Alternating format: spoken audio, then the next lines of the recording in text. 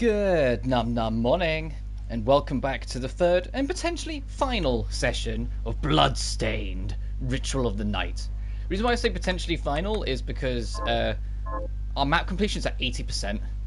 There's like a few things here, like I am going to do cleanup just as a heads up. Like I do want to check out if there's anything up here in this space at some point. We're also going to check this space as well after we fight this boss. That door we can't unlock, but I believe... Where is it? That door. There it is. Took a second. I had to picture it in my head. We can unlock. That's an extra space in the waterfall room. That's just pixel hunting.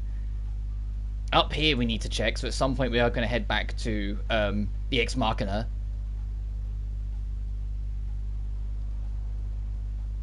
And then obviously we'll do the rest when we get to it. That said, last time we left off, we did a lot of exploring, got a lot of equipment, got the ability to invert, and we made it all the way to the Oriental Sorcery Lab. In here is a boss that's going to kick my ass. In no uncertain terms, I am going to die. But we are going to give it our all anyway. And did I pick this up? Oh, we picked up some sources anyway.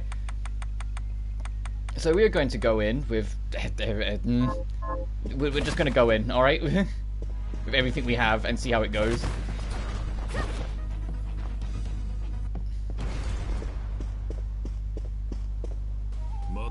I've been waiting for you, Miriam. The Shardbinder should be struck from existence. Is that it? Correct. But I am here to test you, not end you. I have no quarrel with you, Zangetsu. Perhaps not, but carnage is the language I speak. If we are to come to an understanding, this is how we do it. Now fight as if your life depended on it. And Zangetsu gets his real battle theme now, and he... You thought the first fight was hard? No, he gives you everything in this one. He is very difficult.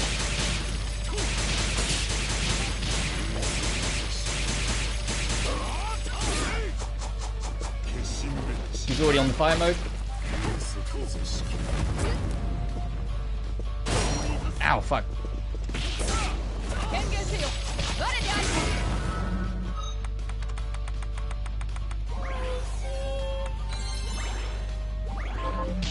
At least the battle thing's gods here.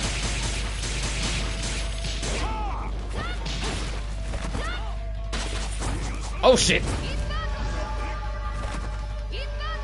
That was me panicking on the buttons that I inverted the room. You can invert it, but it's really not going to help you that much against Zangetsu.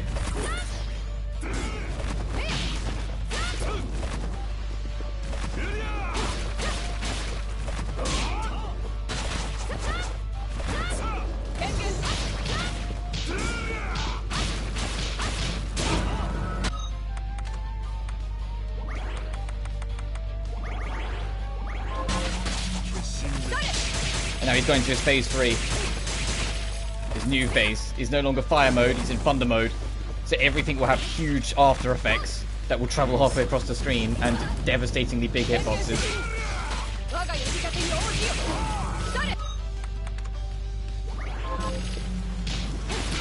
The only thing that might make it a bit easier is because at this point you've got access to so much more food. Food is just the better heal to your potions. So, as long as you have plenty of food, you should be alright to kind of power through it. Now he's changing elements again. He's now on ice mode, I believe.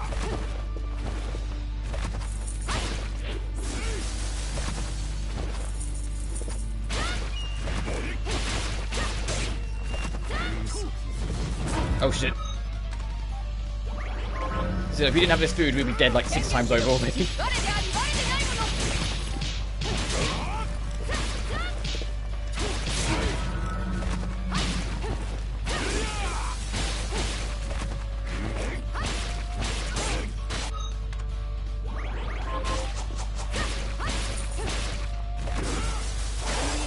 Fuck.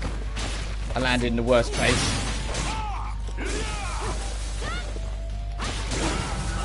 Ow! Well, there goes our heals.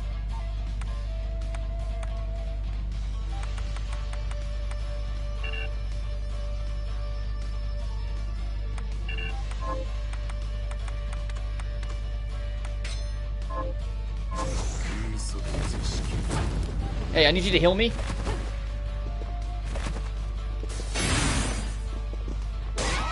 Damn it! The heal just went through as the hit clicked. Damn. Hey there, one man. We're just gonna get rinsed, but what's in my opinion the hardest fight, well, one of the hardest fights in the game. The second round against Zangetsu.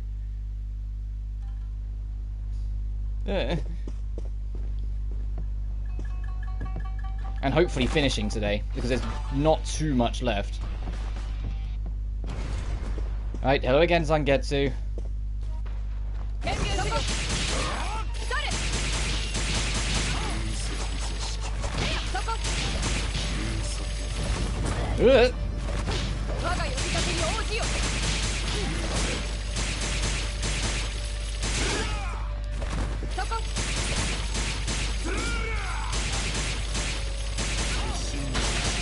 Alright, he's already on the fire blade, so we already got the phase 2. Ow, we got the phase 4 before we died last time.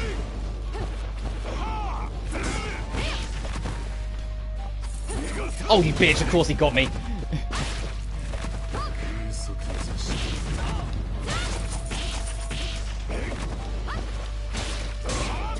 Ah.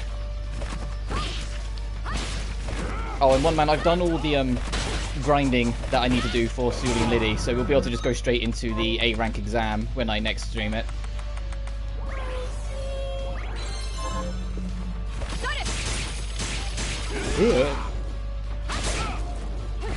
Took a lot of work because I didn't realise that half the skills it wanted you to use involved Suli's battle mix specifically. You couldn't use Liddy's because she didn't have it.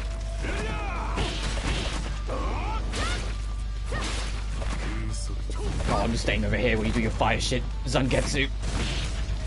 Can you go to your thunder phase, please? So I know I'm actually making progress.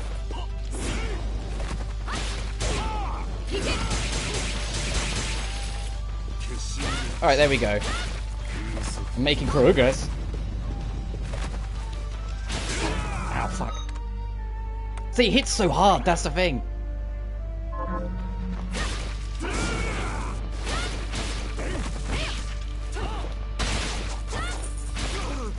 Oh, I got a stun. Ow, fuck. And then he immediately pushed it, like shoved my shit in as punishment. Oh, fuck.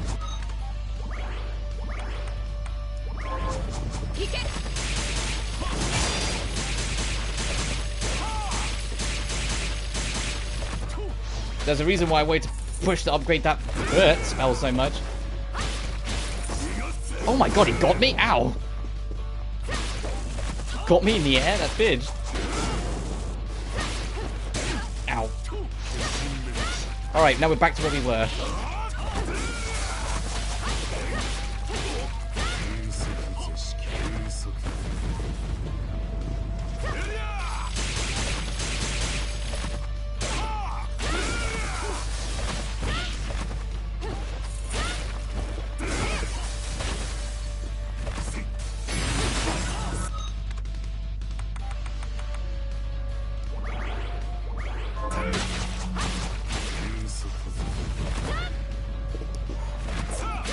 Shut up and concentrate for a sec, I can do this.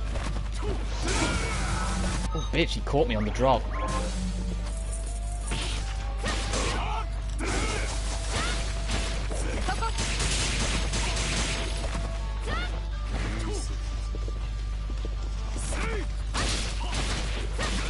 Come on, Zan. I can't remember how many phases you have. I don't know if this is your last one or if you've got one more.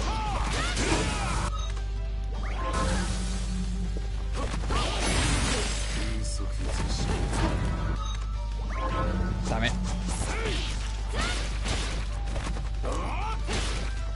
Please die.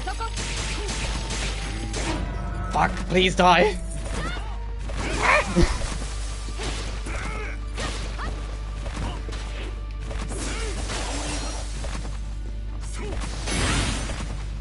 Please die. Ugh. I've got like no health left. Please die, you fuck.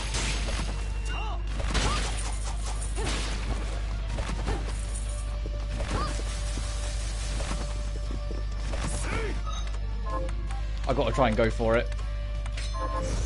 try and get my fairy to heal me. Come on, you fuck. Do it. I need to stand... Damn it! I was like, you need to stay still long enough for the fairy to apply it. Damn it. Also, yes, if you game over to Zangetsu, he taunts you in the game over screen. Tells us we're not doing good enough.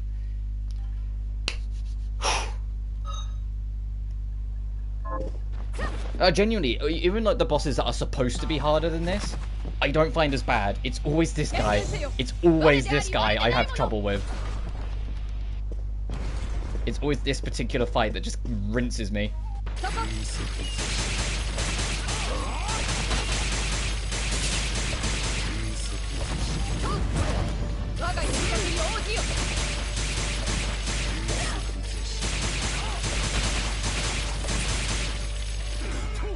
But I love the contrast, like, because it's a spiritual successor to Symphony of Night in particular. I never had this much trouble with any boss in Symphony. I love the contrast that they've got with this game, where they've really mastered how to actually put a challenge on you after, you know, nearly 22 years. Ow, fuck, he just slammed me into a wall. Look at the cracks he put in the wall.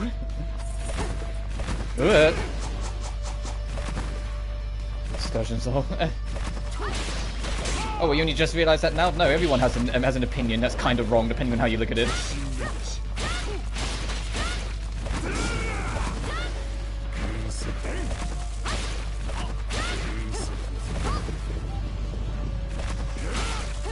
Why? What have you seen?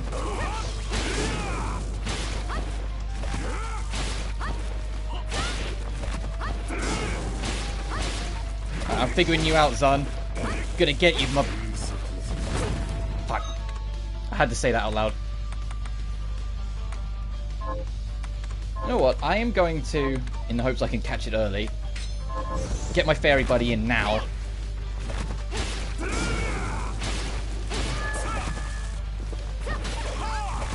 Okay, wow, she did 1 damage, okay.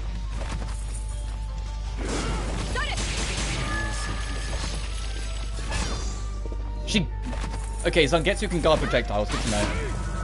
Ow.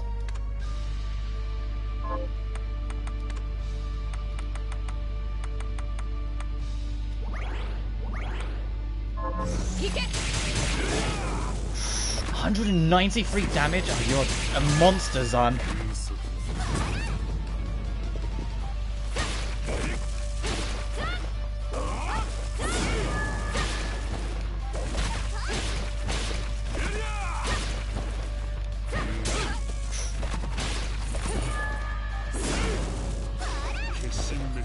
Alright, phase 4. Back to where we were.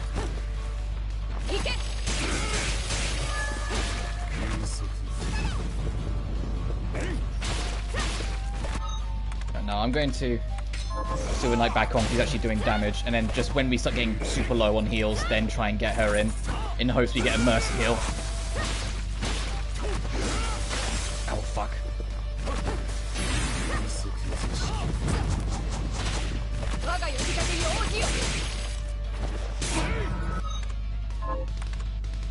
And it's like, no, I'm not the only one, because anytime I, what's the word I'm looking for? Anytime I, watch a speedrun of this game, they over-prepare for this fight too. It's like, oh, okay, so I'm not the only one that finds this insanely difficult. Even people that are, like, masters of this game really struggle. Oh, I've got no MP.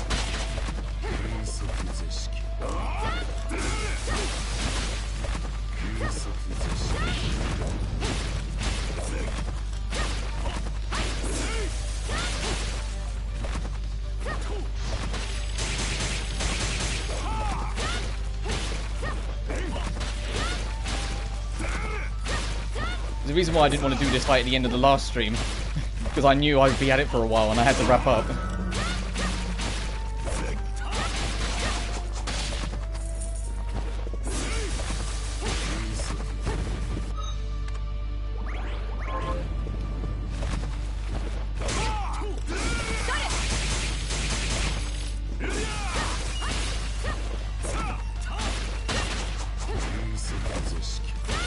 I'll read your comment in a second, man. I've got a good feeling about this one.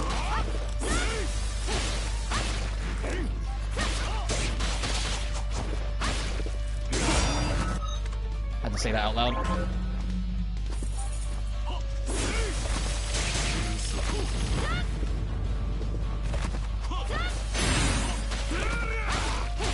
Hey, there we go, we got him. That's not the best place for argument specifically, but it's a good read in their shadows. Yeah, fair enough. Enough! How would you expect me to fight as if my life depends on it, when you're clearly not? You could tell. With your skill, you could have destroyed me in a heartbeat. You mean you didn't already twice? I have a gift for you.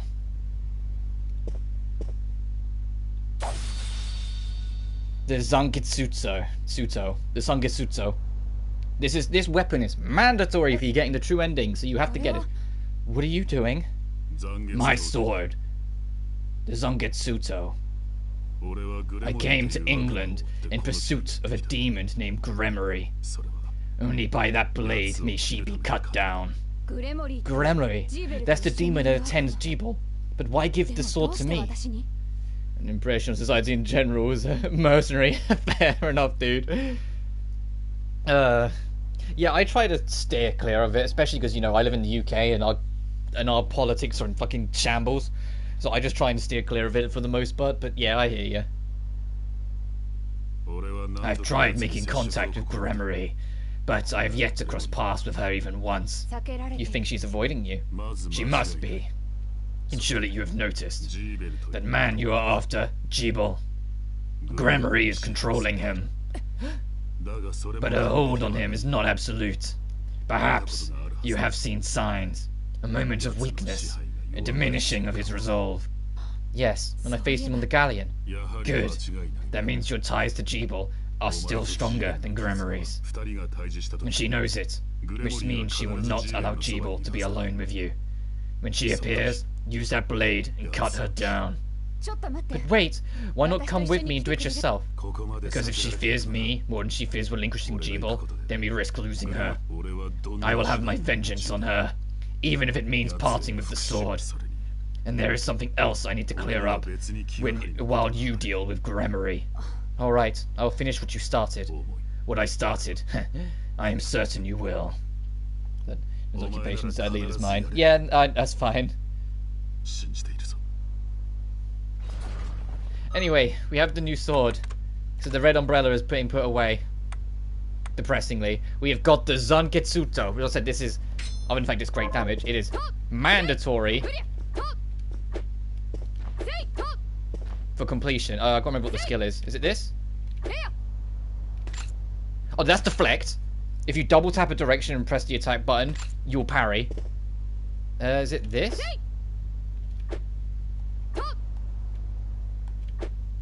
Hang on.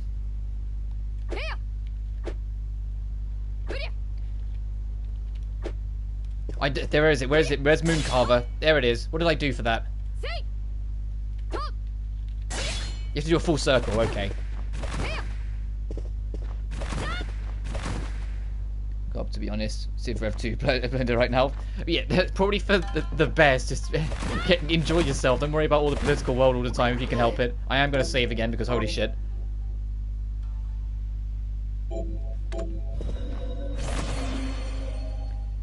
See if specific win condition we get quite a bit much. Yeah, I can imagine. Okay, so I'm not done exploring here yet. There's this space over here I want to check out. I want to clear up this space here. Oh, doorbell just went. Give me a minute.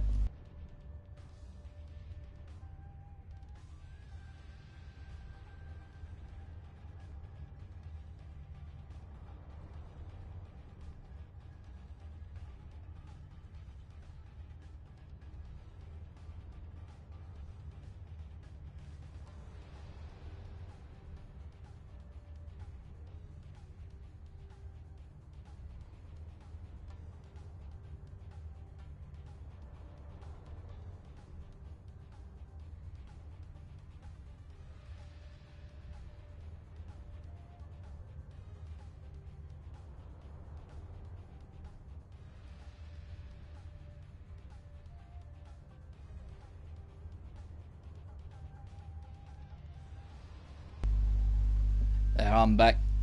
Sometimes you have to play Civ win the condition of having a specific wonder. Oh god. No, I don't think I'd bother. Like, I've only played a little bit of Civ. I played Civ Rev 1, but I only played like a couple games and didn't really click with it. But my friends were super determined to try and get me into it. But I know enough to know that that just sounds like a pain in the ass.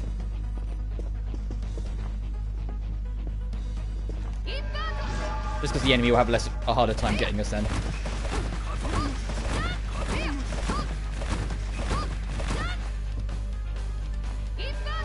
Imagine that for every... Oh god, no, I'm good. Yeah, you're on your own on that one.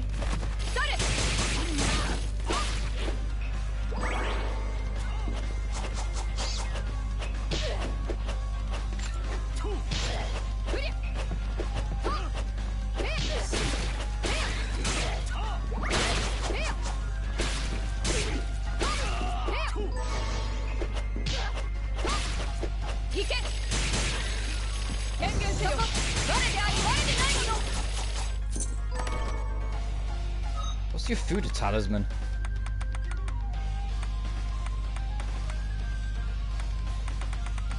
Oh, I need to also check back in the library to see if I can borrow a third book yet, so we can go see that super boss.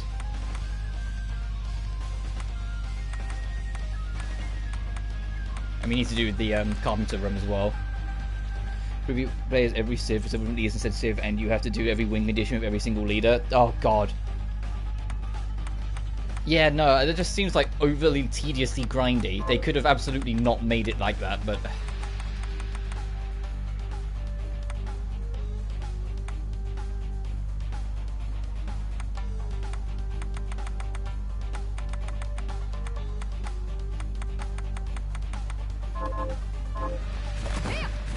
Oh, I am going to try as well and craft a weapon. There's a particular weapon I want to get for later in the game if I can help it. So well, now we're here. We can't unlock that door yet because we're missing another key.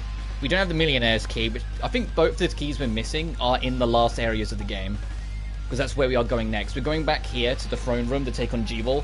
But now we have the sword, we can take on Gremory instead to start working towards the true ending. So I head down to this warp. I need to clear up this little space. But I'm going to head back to town first.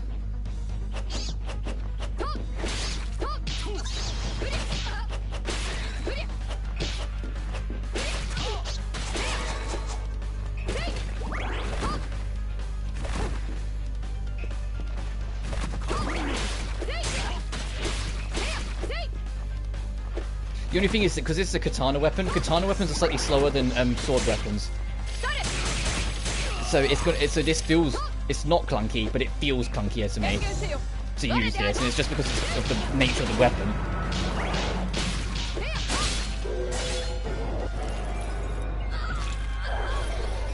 You can if you use Albert Einstein to finish a tech, and also, yeah. So you got to do it the old-fashioned way for all of them. Speaking of not being careful, I might die soon, so I need to be a bit more fucking careful. Ooh, Shinobi Garb. I'm so happy we got that. I need to keep the Aegis plate in mind. I need to put an Aegis plate on a shortcut. Oh, I picked up 2 of them? Oh. Let me put the Aegis guard.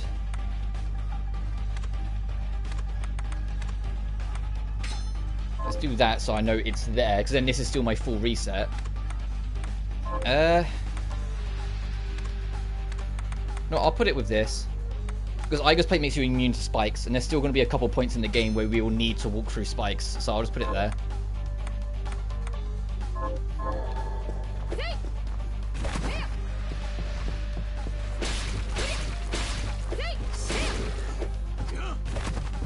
Yeah, because this door we need... Oh, okay, we have the... That is the Carpenter's Room key. We have that.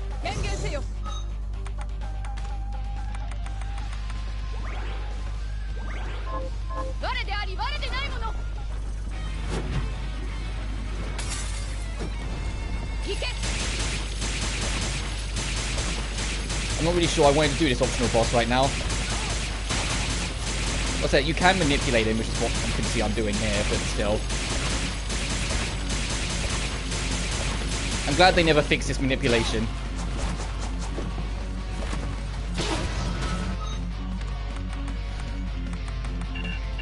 Oh, we can't get out of here. Okay, we might die. We might die. just putting it out there. We almost definitely will die. I didn't really want to fight this optional boss right this second, I'll be honest. Thank you for the heal.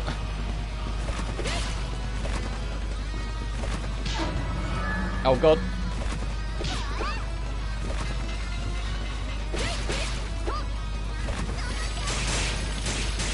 Don't summon demons.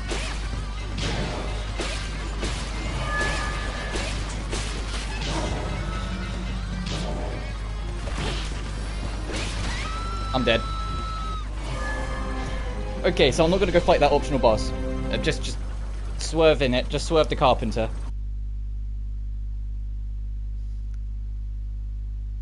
Please checkpoint me at the door. Be a bro. Of course it didn't. Oh, and we don't have the thing. Damn it. We lost the good armor. I mean, we got the spike breastplate, which is still better, but...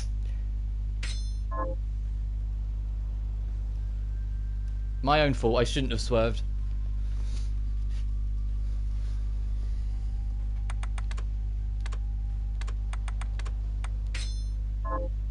Let's still correct this. I should have swerved. I shouldn't have been tempted. I should have just left. The exit was right there.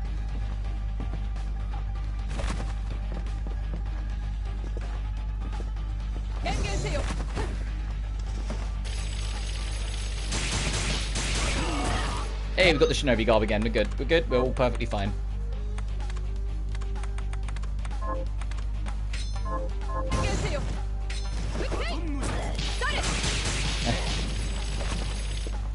Now all was right in the world. There's another like random key lock door as well in the game, where you fight against a zombie, and the zombie has Simon Belmont from the original Castlevania's moveset. So it's another like jab of like, you know, how much they let Castlevania die, that the old Castlevania protag's now a zombie. Or how much Konami let that happen, sort of thing. So there's a lot of jabs at Konami in this game. I never did find out what that Fuda talisman is.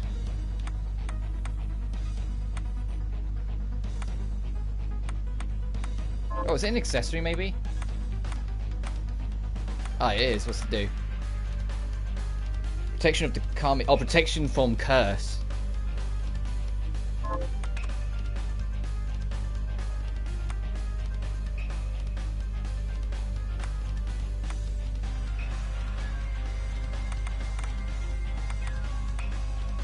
Oh, the traverse ring's gotten pretty fucking powerful now because of how much of the map we've completed. I'm actually going to equip that. We can be cheeky and equip too, but I don't think I need to. To be honest, I play for Civ Rev 100%. We're clocking around 500 hours. That just sounds so crazy to me, man. If you can do it and you're prepared to do it, more power to you. But I just feel like torture yourself.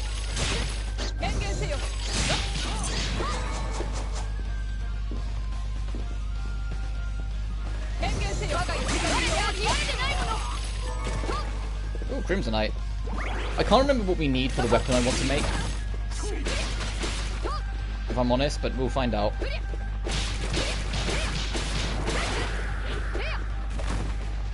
It's the other reason why I want to go back to the village so much. Okay, I'm just going to stop wasting time. I'm just going to get fucked up here. Let's just leave.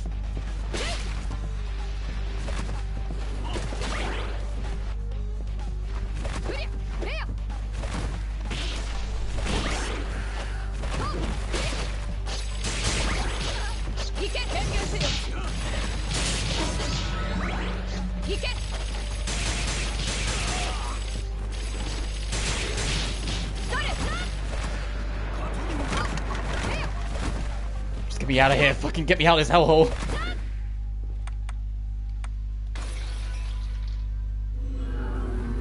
Some War Tales. We're trying to convince anyone to play it. It's been Einstein PTSD. No, I just find it very commendable that you'd be putting that level of effort, because I just wouldn't bother.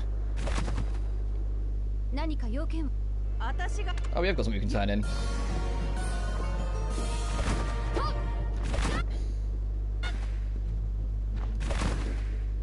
Dominique, let me buy stuff. Remember not to rely too heavily on the shards.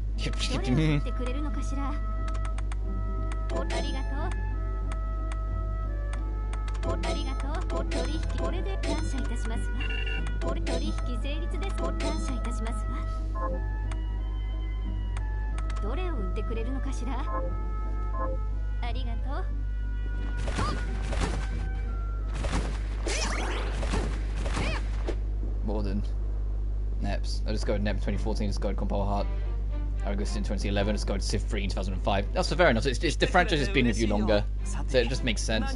Right, can we... I doubt it, but can we make this thing?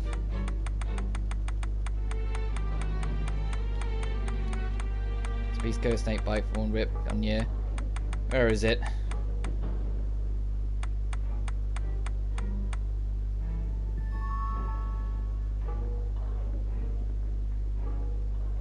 We need 4 Rava Burls. We got the Crimsonites. 1 Embroidered Fang and 4 Sharp Razors. We only got 2 of them. Where are the Rava Burls? Can we make them? Is that something?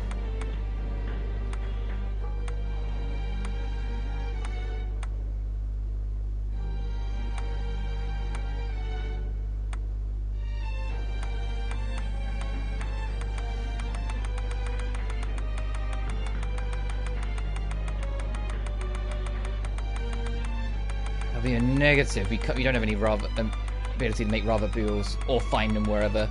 That's unfortunate. I really want that weapon. Ah, that's real unfortunate. I really wanted that weapon. Oh well.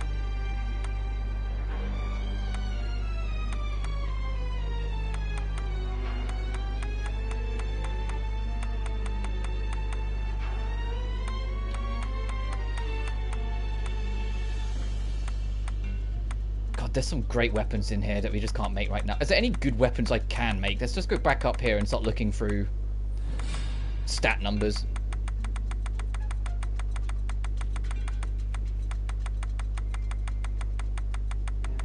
Man, that looks like a big whopping no.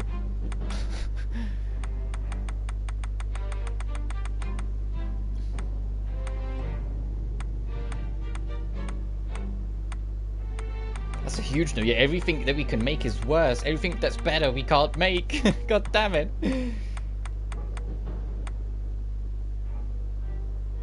Oh, I said it, we could have made a shinobi grass.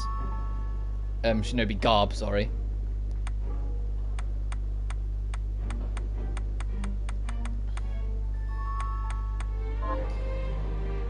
Oh well, can we at least enhance some shards? Just doing some oak and walnut for you. Still need a sword fragment for you. That's a negative all around. Zangetsu said Jibo is being controlled by the demon named Gremory. Gremory? Of the 72 demons? I knew Jibo wasn't a monster. He's possessed by one. Then there's a good chance we can free him. I'll do whatever it takes. So will I. But Gremory, this explains so much. Jibo could never have accomplished something like this heinous without his crystal alone. Now adding Gremory's power to his, that pushes it into the realm of possibility. Oh, sorry. Once I start theorizing, it can't be stopped. Oh well, we'll just have to push on with the katana for now. I do want to go visit OD before we get too carried away, though. To see if we can borrow a 3rd book so we can unlock that super boss.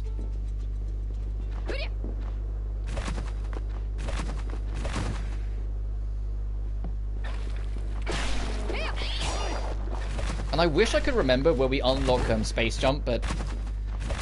oh well, we might not bump into it. I hope we do, but we might not. Alright, where are you, my friend? There's Levi Ex Machina.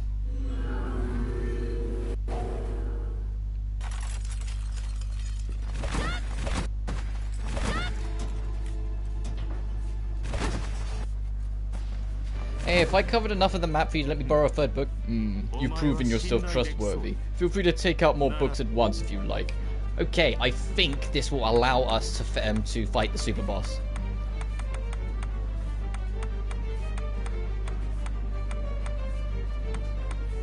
Movement speed would be nice. Experience intake. Hastens proficiency. Greatly boosts luck. I'll just take movement speed, honestly.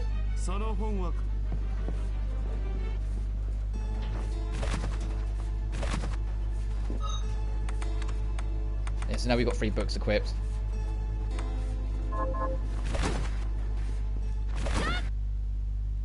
Alright. Our last destination is going to be there, but I want to clean up this, see if there's any loot there. That's just 1 pixel, so I'm not too fussed about it. And that's kind of it, actually. Just clean up this space, and then head up to the throne room. So the closest warp will be here. I didn't realize how on top of the exploration I'd been in these streams. Makes life easier.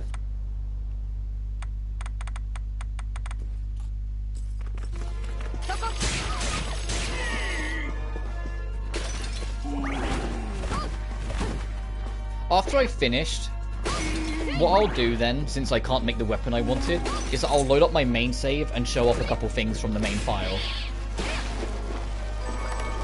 Just be like, hey, this is what you can make, this is what you can have if you put the time and grind in. It's not even that much of a grind. If you boost your luck, most of the stuff you need you'll get very quick. And because I said there is a book in the library to do it, there's accessories that boost luck, it's very easy to make your luck super high to get what you want quick.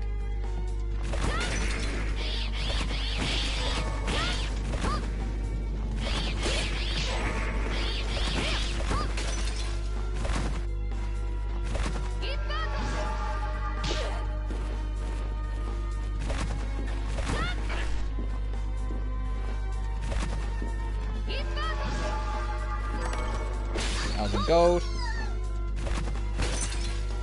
What's over here? Oh Jesus Christ! Get this thing out of here before it uses its insta kill. Please get it out of here. Any fake walls?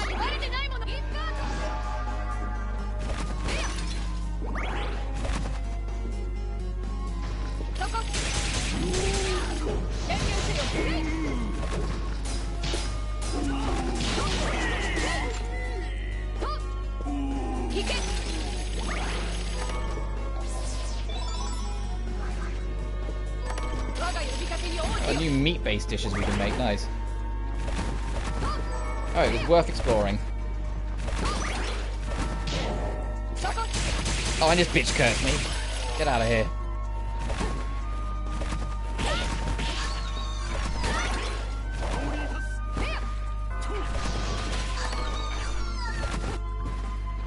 I was gonna go out through the front door.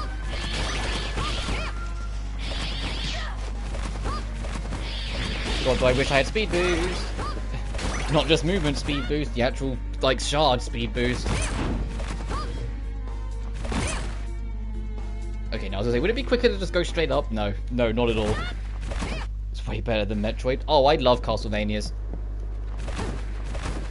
I'm biased because it's what I grew up with, but I love what Castlevanias do and how they handle their exploration.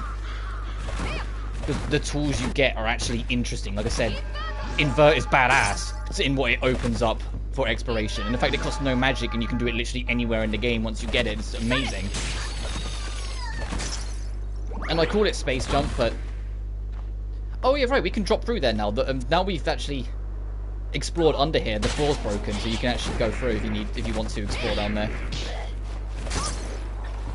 And we're not even done. As I said, we still got... After we do the true path of G-Ball, we unlock 2 extra areas.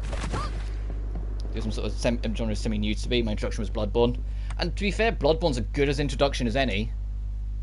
I think Bloodborne's a great 3D Metroidvania. Oh, there was somewhere else I forgot to explore. I knew there was somewhere else. Yeah,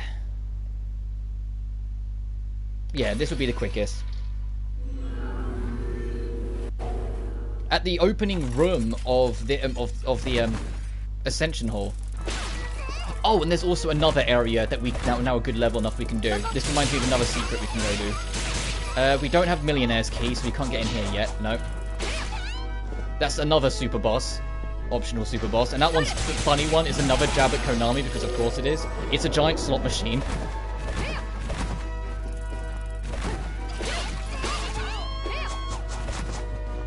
The only thing I'll warn you about any Igavania, which is basically Castlevania developed by Iga, so like Symphony of the Night, Harmony Dissonance, the Aria of Sorrow, Dawn of Sorrow, Portrait of Ruin, Order of Ecclesia, those sort of things. They can be a little obtuse with the true ending, but you will always find them if you just do a lot of exploring. Oh, this was just a roof of the boss room. Okay, never mind. I still had to check. But there's always hints and ways to find it, but it doesn't change the fact, like, in most Castlevanias, don't be surprised if the first time you think you've got everything, you go fight the final boss just for it to be revealed you didn't get everything, and there's something you missed that stopped you from being able to fully explore the map.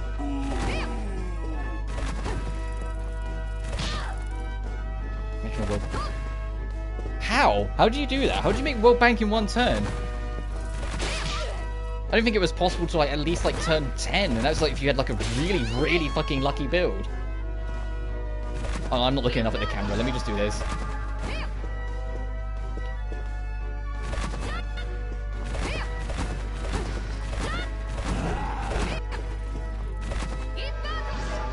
And the best part, though, is if you do take an interest in trying out Vanias, so Bloodstained is on PS4, obviously. Symphony of the Night is on PS4 as part of Castlevania Requiem. And the Game Boy Advance trilogy are also on PS4 as part of the Advance collection. So there's a lot of you can jump into. For the economic victory requirement of enough cities in production, you can build in one turn. That just seems so absurd, though. The reason why I saved, because there's an optional area I want to take on that I nearly forgot about. That I think will just barely be strong enough to tackle. It's a little Easter egg. This bookcase. There's a reason why there's Igarashi, the director of the game's artwork, is behind it, because it is a little cheeky. The 8-bit nightmare. So 2 saves out of the 4 against Road. Yeah, they now play an 8-bit remix on one of the level themes, and at the end of it, they play an 8-bit remix of a boss theme we haven't actually heard yet, but it's my favorite boss theme in the game. They play an 8-bit remix of a track called Silent Howling. Oh, also worth mentioning, all of these 8-bit enemies can also drop their souls. They also have souls that can be dropped. They count as real enemies, so if you want to get all the souls in the game, you have to find this Easter egg and grind up the 8-bit ghosts and 8-bit skulls.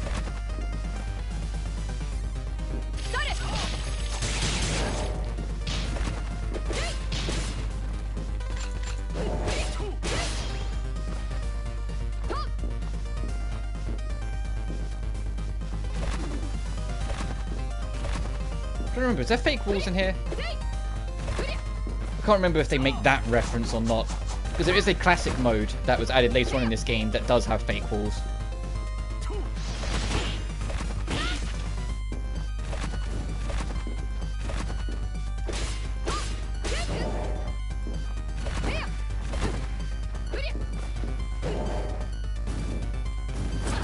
I'm just trying to beeline for it because I want to get more to the boss at the end. I think this is it.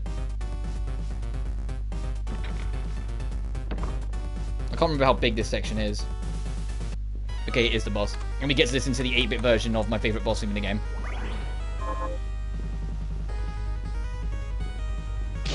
Ow, fuck!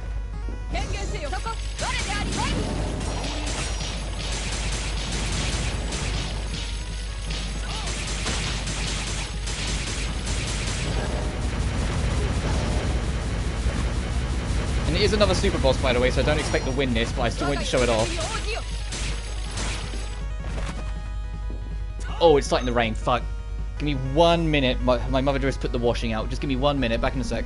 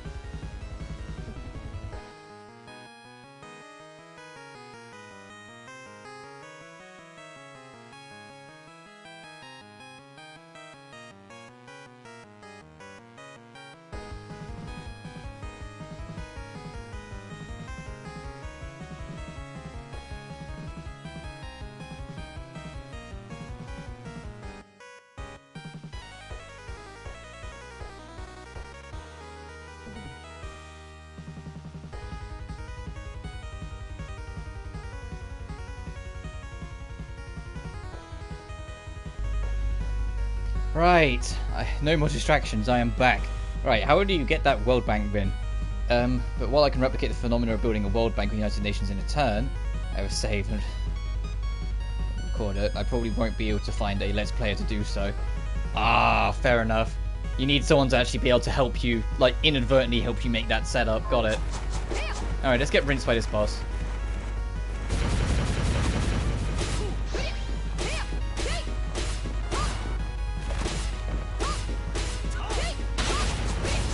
What I might do, actually, to show off the super bosses, I already said when we finish, I'm going to show off my main run, my main playthrough. I might just use my main playthrough, because all the super bosses will infinitely respawn if you leave. So I might just do that to showcase them.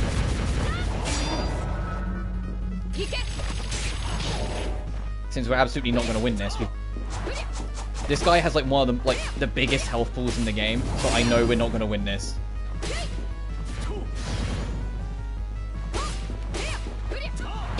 There we go. From my PSTV, I don't know how to transfer saves. Ah. If there's no built-in system for transferring saves, you're kind of at a loss. The only thing you can do is if you have it on Vita, you can straight up remove your Vita memory card and put it in a PSTV. And like, that's it. Anyway, I'll show off that super boss now to beat it another time, because it has like several phases and it's a nightmare. Let's go kick Jeebel's ass. I mean, start fighting Jeebel and then kill Gremory. We're not going to kill Jeebel. To get the second bad ending, because there's two bad endings. The first bad ending is just go fight Jeebel as soon as you can. The second bad ending is have this sword and kill Jeebel anyway. Gremory will instead possess you and become the new lord of the castle. What took you so long? Now that you've tasted the power of so many shards, I presume you're ready to join me. You presume wrongly. I'm here to keep my promise to you. Nothing else. What promise? You really have forgotten then. I swore to you that I would stop you if your shardbinder power ever manifested itself against your will. You made the same oath to me. Please. You think I willed this power unwillingly? I do. I've known it since our meeting in the galleon. But there was a moment when I saw a flicker of the real Jeebel beneath all that hate. Fool! I've heard enough. If you want to stop me, you have to do it by force. As you wish. Time to free you of this once and for all. The way this fight works with Jeebel is you're going to be fighting Jeebel, but paying a very fucking close attention to that moon in the background. The moment the moon changes colour to red, you need to shift your priorities.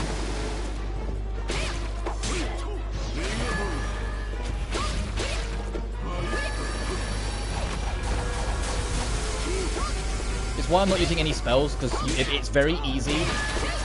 Because you have to get not completely low, but low enough. It's very easy to accidentally kill him trying to do the true route. In the same vein as in Symphony of the Night, it's very easy to accidentally kill Richter when trying to get the priest. Which I will use a bit of magic. It should be fine for now. Okay, hang on. Slice the moon.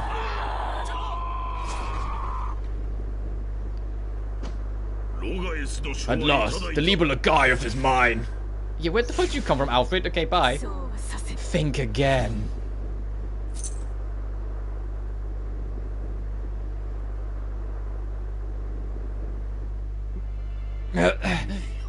Miriam, I've missed you.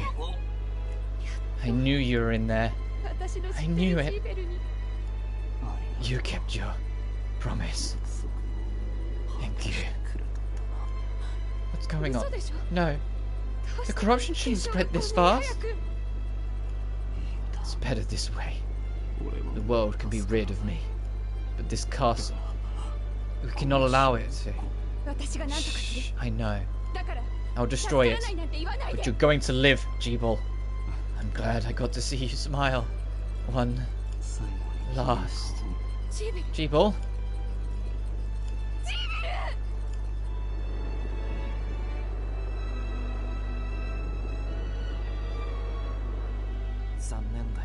Shouldn't have come to this, my friend. Are you ready, Johannes?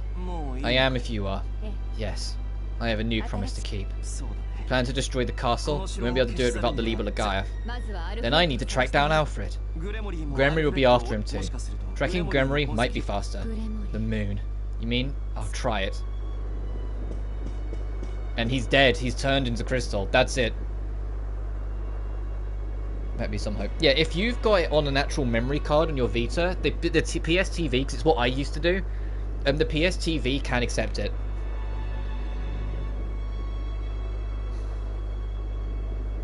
It's what I used to do when I was playing Persona 4 Golden. When I really wanted to play it in HD instead of, well, better HD. I take my save out my Vita and put it in my PSTV. Okay, fun fact and trivia about this room that I need to mention.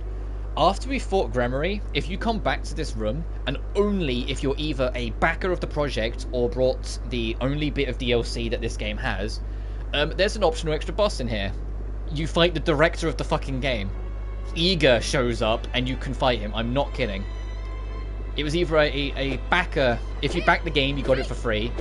And then 6 months after the game came out, they just made it paid DLC. It's like £8. And you can fight Igarashi. And it's like the only DLC because, you know, said backers got it for free. So to make sure it didn't feel like it was screwing over the backers, making it so everyone else has to buy it just made sense. Anyway, our now objective is to hunt down Gremry. Gremry is, I kid you not, somewhere in the castle. And I made a special point back in session 1 when saying there is a certain corridor you want to commit to memory. So let's head there.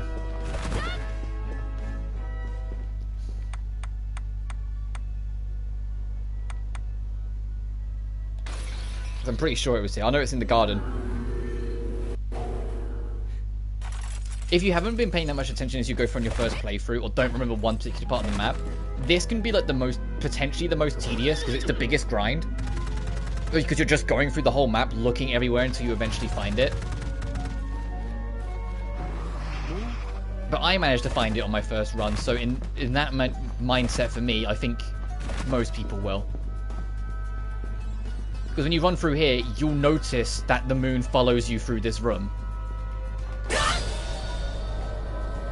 And it's the only room it does that. See, I like how Gremry tried to have... I like how my demon tried to have a swing at it. My demon was like, tried to have a fucking go. Anyway, when you're ready, hop through the portal and you'll enter the final 2 areas of the game. The Den of Behemoths. I can't stress enough when I say the Den of Behemoths is firstly gargantuan, hence the name. And secondly, takes forever to actually explore. And the enemies are very damaging. As you can tell by the lanterns, everything is supersized in here, so basic enemies will be gargantuan. See, look, you like a basic toad is now the size of me. Ow, fuck. Okay, you're an enemy.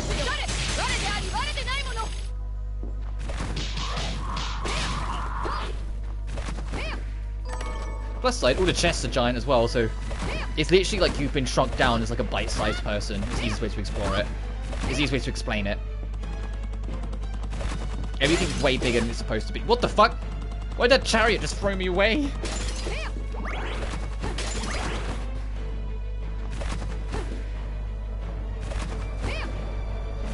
So you're going to get a lot of use out of invert as well.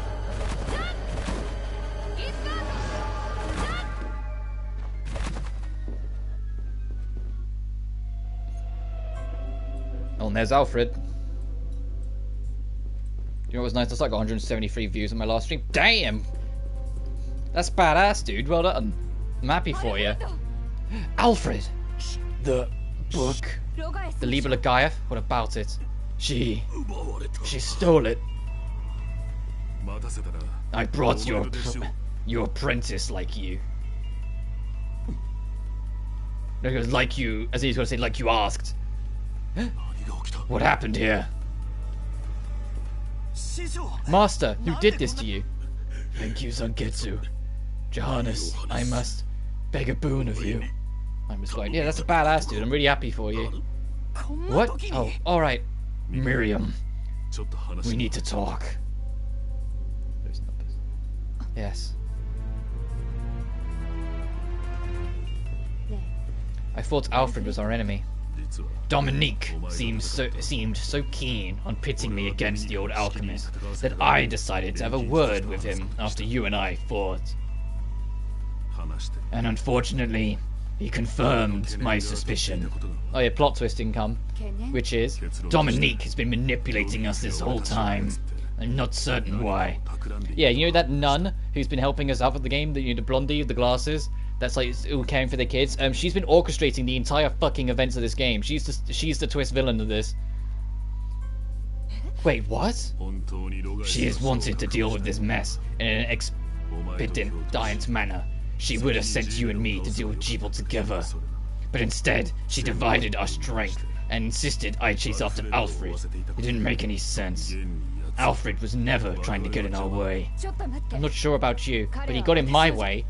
You misunderstand. All he wanted was to keep you as far away from the castle as possible. Why? Because you were the most attuned. Attuned to what? Of all the humans transplanted with crystal, you had the greatest ability to wield the demon's power. Alfred feared you would be used. Then why didn't he say so? Would you have believed him? Dominique had already won over you and Johannes both. And even if you had been inclined to listen, he knew you too well to think that you would back down. Suppose I wouldn't have. What do you think Dominique is plotting? As I said, I know not. We will just have to find her and ask her.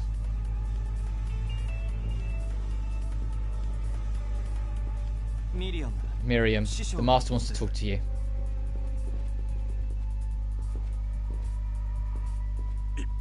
Miriam, forgive me for dragging you into all this.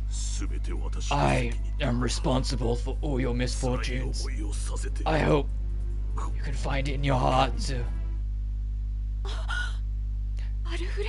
Alfred. He must have known he would not leave her alive. We can grieve later. Right now, we need to put an end to all this, or his death will mean nothing. You're right. Johannes, he explained everything to you. Yes, I know what I need to do. Then let us begin. First, Gremory. She can't be far, but her mastery of subspace allows her to move about freely. In other words, she's likely to slip away again. I have a way of stopping her from leaving. She knows I have given up the Zangetsuto, and will spring at me then, believing me powerless. That is when you strike. I will go on ahead. Join me as soon as you think you are ready.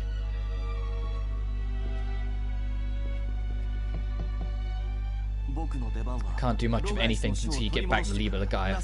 I'm sorry I can't be of more help, but for now, this is in your hands, Miriam. Be safe. I will, Johannes. I'll be in the village if you need me.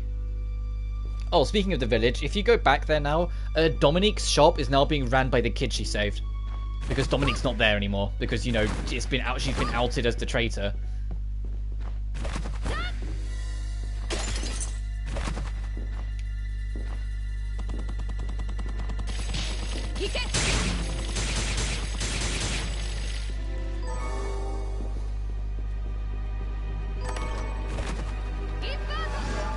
But I wish I had space jump. I know it's space jumps in here somewhere, but I honestly can't remember where. So I'm going to try and explore and look for it.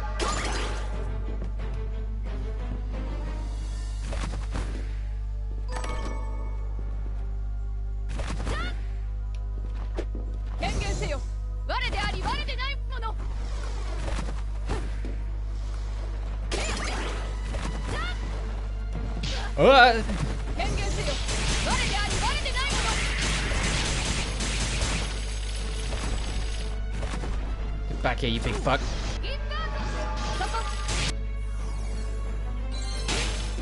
Oh, hey, we got its soul. Oh, it only has Burr's soul. It doesn't have a unique one. Damn.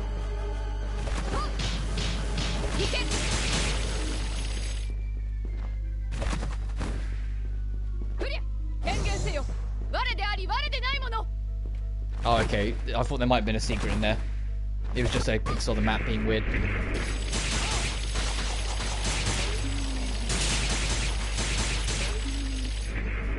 Oh my god. This is why I wanted to get that weapon, because then we can rip these guys apart. Is this a cannon? Oh, it is.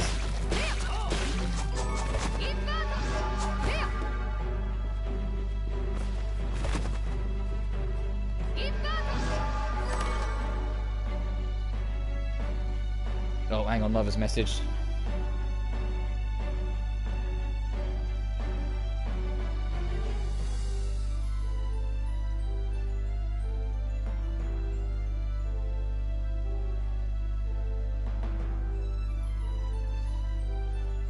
There we go.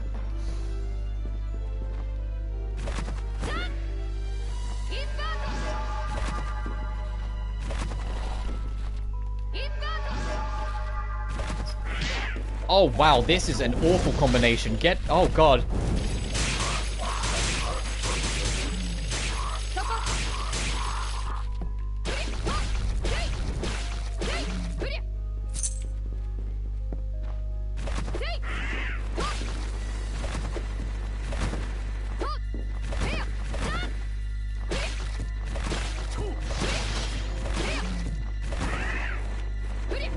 If I remember rightly, I was gonna say, I think this just loops back round, because this is one giant room. This space here is one gargantuan room. So I think all of this just circles back around to me, because where we need to be is in this corner, because it leads down and around here. Usually when I'm going through Bloodstained, I kind of just race through here. So I don't remember that much about like the details around me.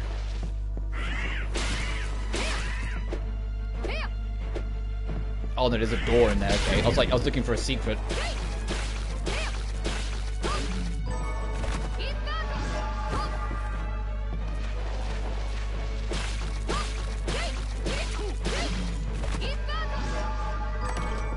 More money.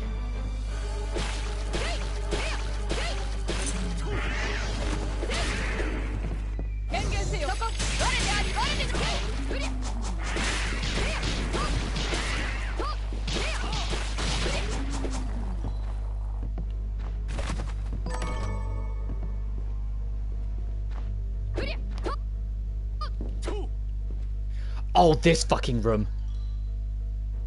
Oh. Okay, we need to do this, or more accurately, I want to do this.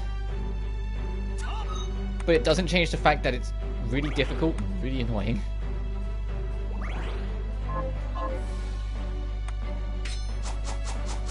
Alright. The idea is you have to race this fuck to the end of the room. If you do so, you get speed boost, one of my favorite shards in the game. So of course I want to do this. All right, bring it on, you fuck.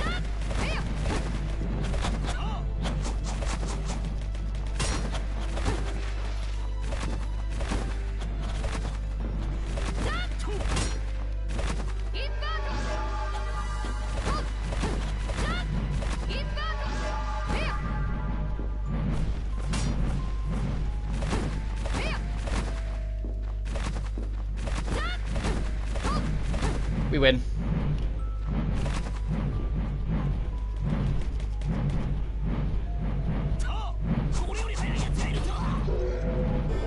Thank you. I remember that being hard, and it was. But anyway, we got Accelerator. Let me show you why I love Accelerator so much. Firstly, let's put Craftwork on my shit I need pilled. And let's put Accelerator there. Want to know why I love Accelerator? This is why. Because now we're Sonic the Hedgehog and we can just beeline our way through everything. And you're moving hitbox, so if enemies hit you... Ow, fuck. If enemies hit you, they will take damage. It's only if you make contact with them beyond it, it will damage you. I'm going to put the Iger's plate on just for a second so I can get through here.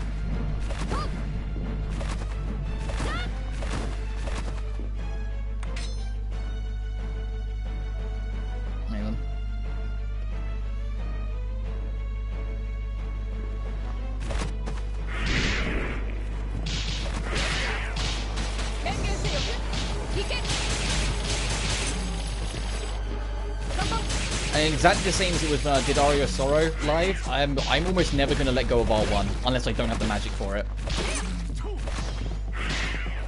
You are slightly more likely to run out of magic because of how much more magic dependent you are in this game compared to Aria of Sorrow whilst using it, but still.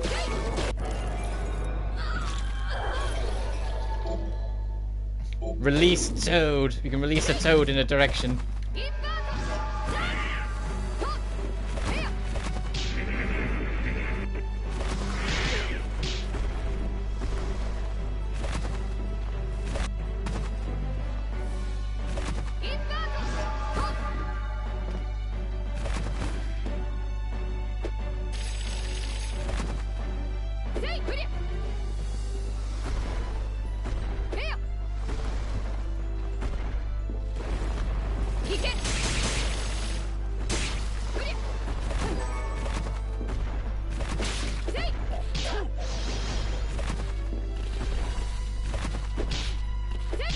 Ow, ow, this Toad.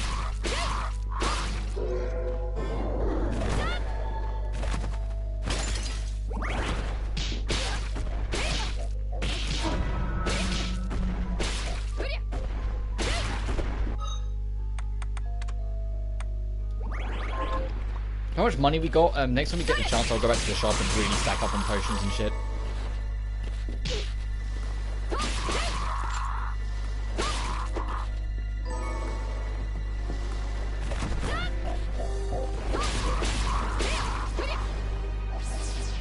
Also, all the HP and MP boosts are ginormous as well. Everything's supersized in here.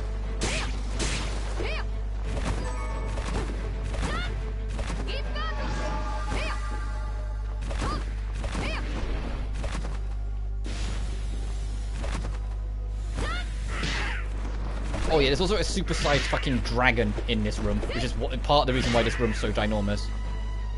It's mostly to make room for that goddamn thing. It's gonna do a bit of map clearance, don't mind me, game. And get a health boost, that's nice.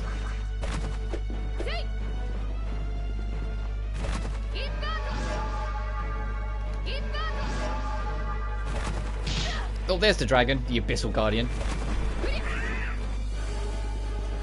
Nothing else here, okay.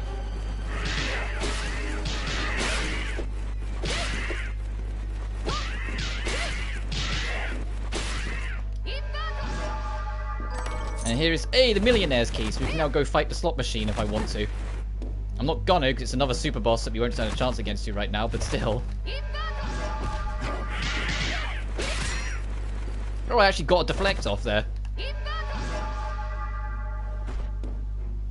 If you can't gather it already, I'm trying to do a bit of map coverage more than anything. Try and fill up the map spaces, because look how many spots there is. It's annoying me.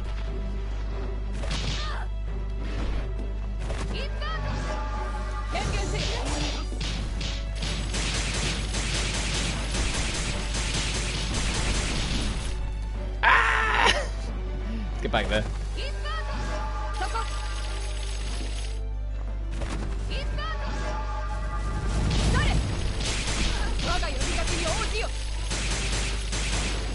There we go. Hey, and we got his crystal the first time. Void Race into blast of dark energy in a designated direction.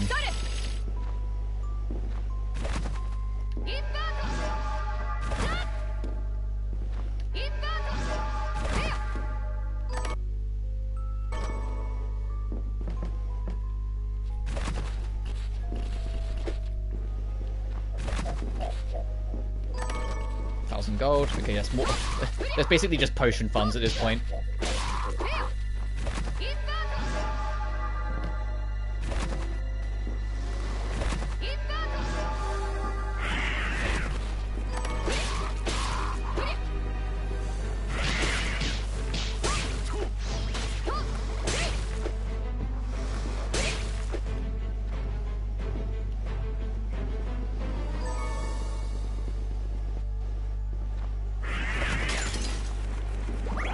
I'm trying to remember when the save room is. There is one. The game will eventually show mercy with and show.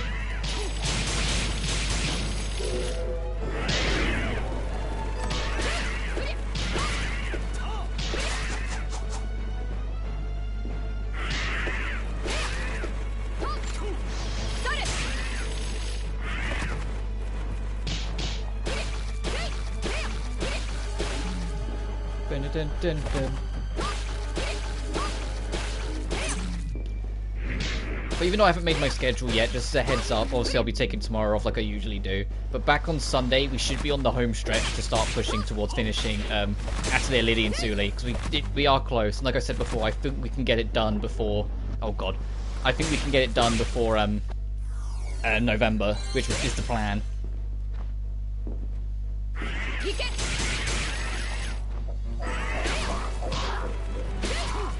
Oh yeah, the bookshelves are gargantuan as well. 2 months have passed. The church vanquished the demons, but too much human life has been lost. Once it was found we had a hand in the affair, my superiors were executed and the guild left crippled. Alchemy's principles held. We sacrificed everything and gained just as much misery. Only by some miracle was my life spared. Jebel did not die in the ritual. He is here. Flanked by demons, he delivers judgment to the alchemists. My own punishment has come, and it will be far worse than the others. To the shardbinders who died at my hands, forgive me. And to you, my dear friend Alfred, I should have listened. May God have mercy on me.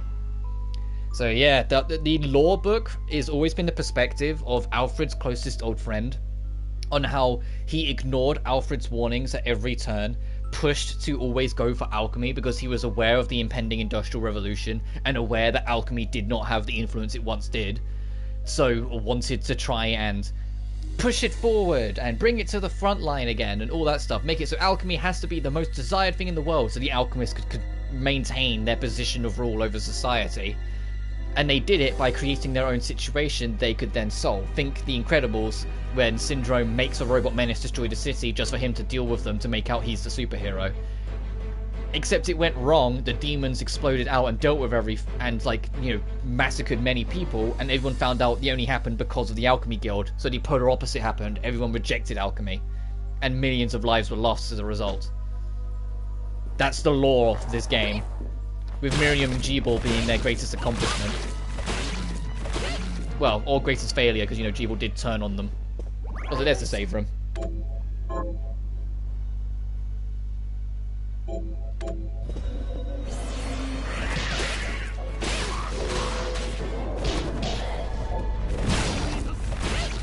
This makes me more curious, because of how much lore this game sets up.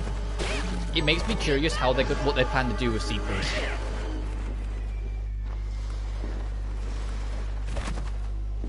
Like, are they going to lean more into that alchemy, or are they going to lean away from it now the Alchemy Guild's been dissolved? Or are they going to go somewhere else with it? Are they going to do a Castlevania and just jump to a different era of the game's world?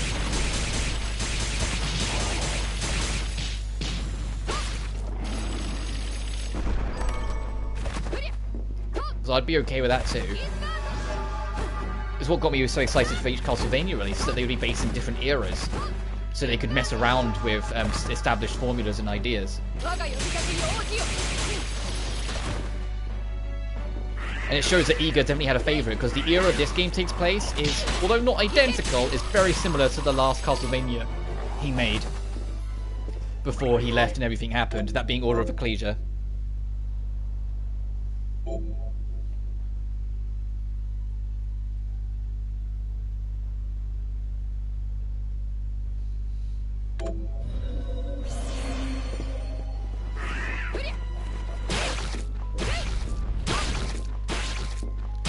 Nice. So can I get killed at identical times?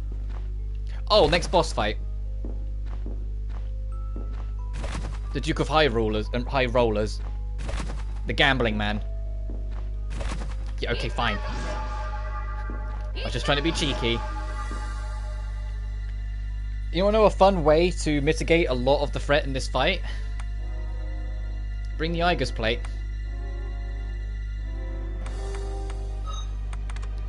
I want to keep everything else, but I will do this. And then sit on the ceiling for the whole fight.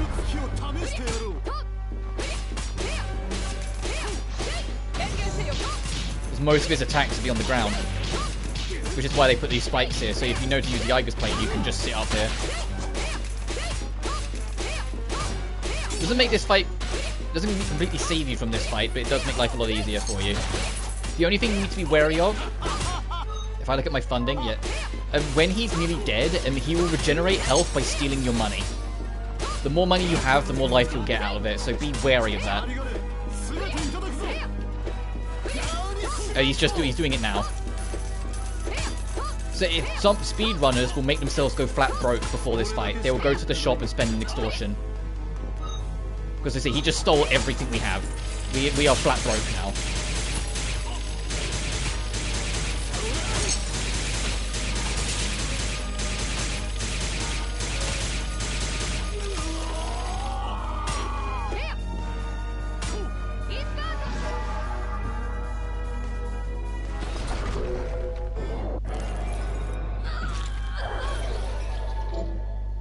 For it, we get gold bullet. Weaponize 1% of your total gold and throw it in a distinguished direction.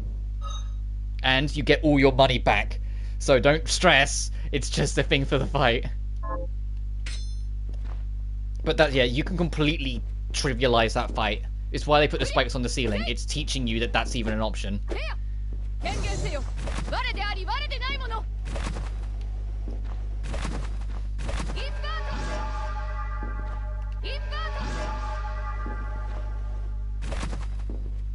Ah, there we go. I knew there was a way down here. And there's an extra 1,000 gold there. The Duke's stash.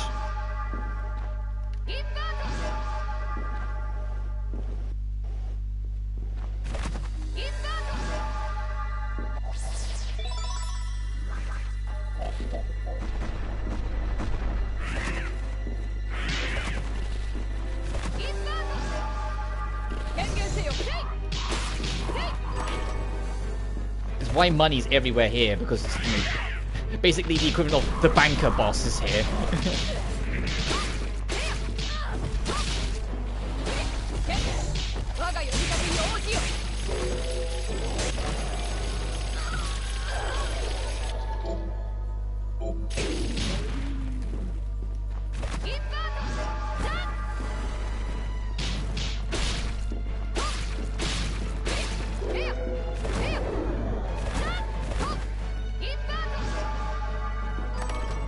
Or 2 waystones, so you can warp straight back to the shop if you need to.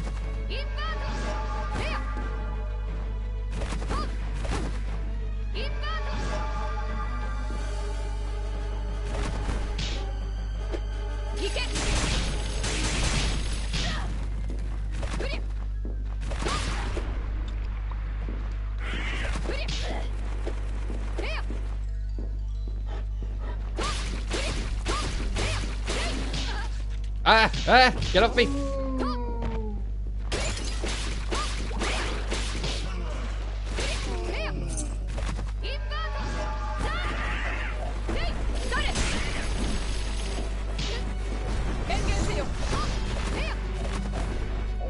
So much chaos in these rooms.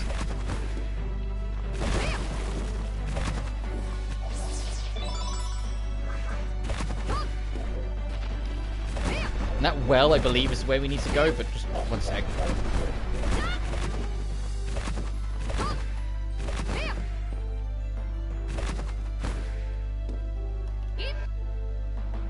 There's a pixel there, but then that drops down. So yeah, let's go this way for a sec.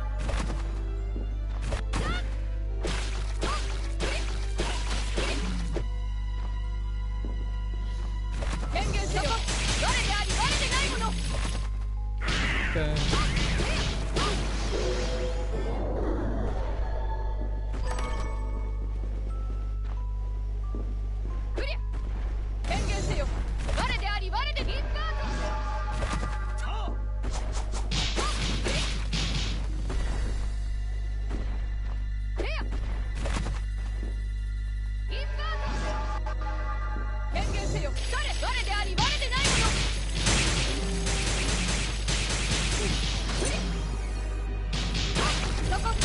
Oh, how much?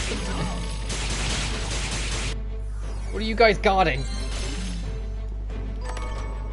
A cashmere equipment.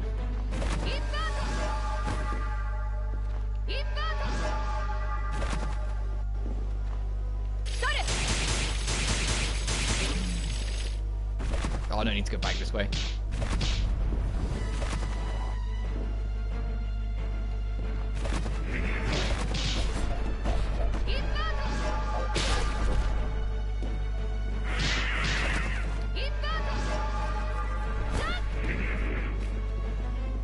There, I got that pixel covered. And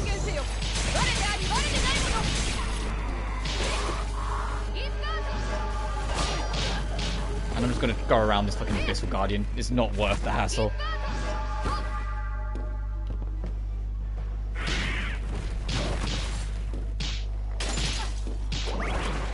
Excuse me, gents. Down the well we go.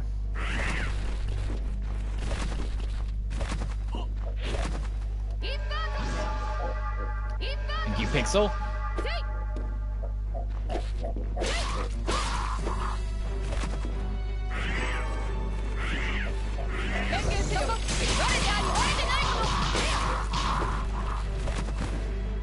And here's your zone transition. So that is the... Well, there's some pixels we missed here, but that's the Den of Behemoths.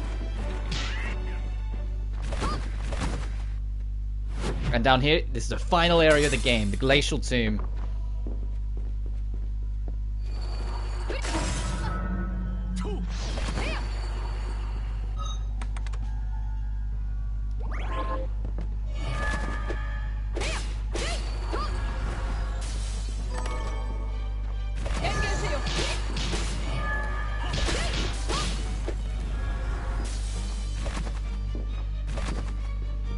Yeah, because when I first went through it, I assumed the Den of Behemoths would be the last area of the game, but no, it's actually a bit of a bluff.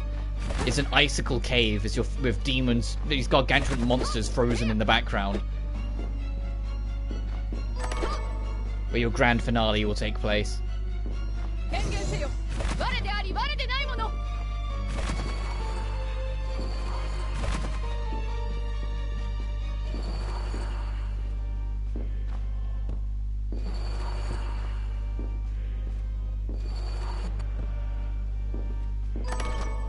Ooh, crystal armor. Resistant to darkness, what we got's better.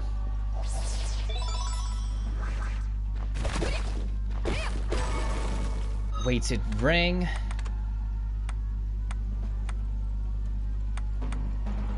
Oh, we already had one.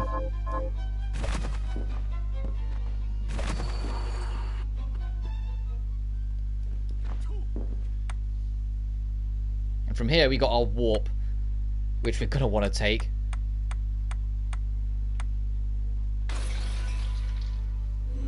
Actually, what we also need to do is go see if we can borrow any more books to piss off OD, because that door ahead of us should be closed, which means OD is not in there. So I need to see if I can borrow another book to piss him off more. Alright, so any more quests in? No.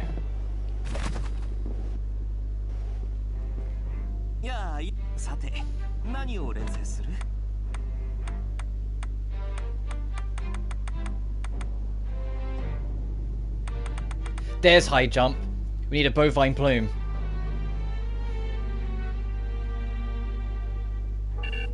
Where's a bovine plume? I'm gonna look that up. I want that. I want high jump. So I will absolutely detour to go get it. We got time.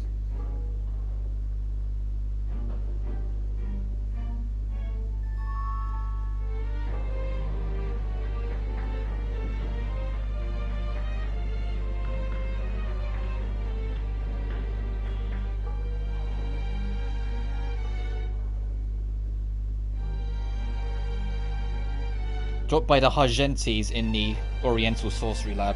Oh, it means we've got to go back to the Oriental Lab? God dang it. Alright. Let's go. I want that skill. It will trivialize a lot of the problems we have of our exploration.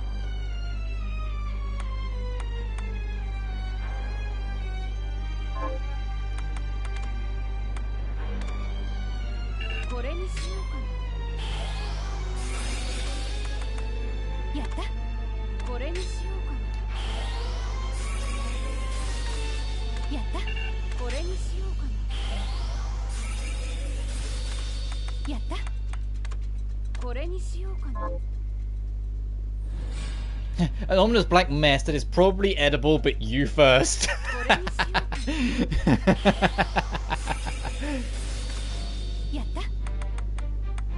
Cheeky fuckers.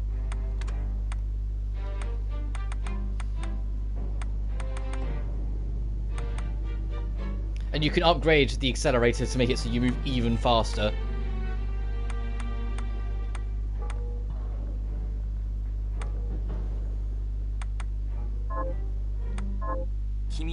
I've learned the truth about your slumber, Miriam. As I suspected, it was Alfred's doing. Why did Alfred choose me? To create a catalyst capable of stopping time must have taken years upon years. You only had time to save one of you. Why me then? Because you were the most attuned. Zangetsu said the same thing, but in a different way. If all the crystals of the Shardbinders had been brought together to create one big catalyst, then your power would have accounted for half of it. I'm not sure if that's something to be proud of. With half the catalyst's power missing, Alfred knew the experiment would fail. Blood would be spilled, but at the least the world would have the chance of being able to stop the demons. Granted, even half the Shardbinder's powers caused unthinkable tragedy. Yes, it did. But Alfred must have realized the experiment was going to proceed regardless of our objections, and decided half measures were better than no measures at all. Sounds as though you found a little forgiveness for him.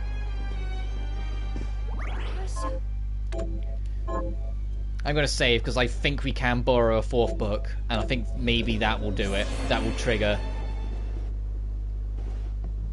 Also, if you come over to, like I said, Dominique's shop, the kid's running it now. Hello, miss. Huh? No, Dominique. She said she had something to take care of. I'm holding down the fort while she's gone. Yeah, good girl. But who will handle these shards for me? Don't worry, she taught me how to do it. What? That sounds horribly unsafe. Try me if you don't believe me.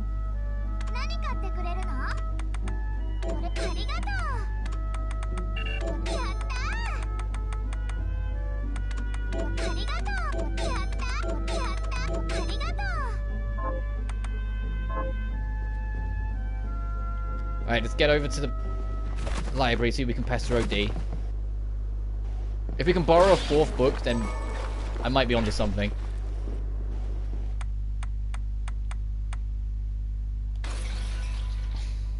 So I do want to fight OD. I think it would be great fun to fight him, so of course I want to see if I can go trigger the super boss. He's a super boss we can actually maybe beat, which is the main reason why I want to try. And he's the only one you can't rematch.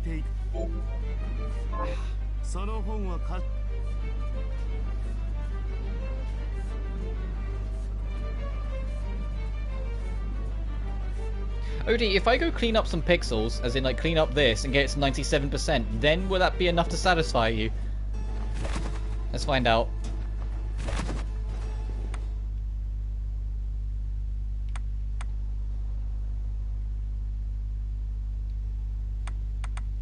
I say that, firstly, I do actually want to go to the Oriental Sorcery Lab and try and get that plume.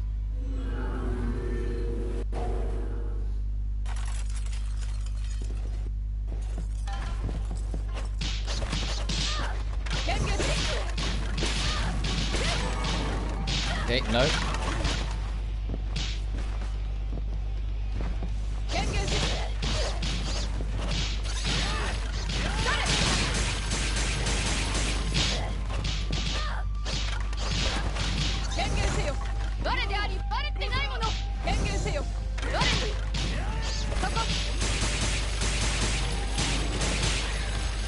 Nope, okay.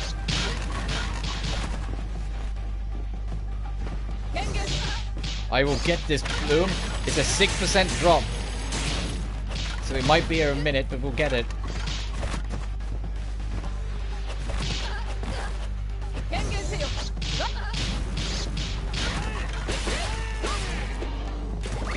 Would it be quicker to... Actually, it would be quicker to do this, right?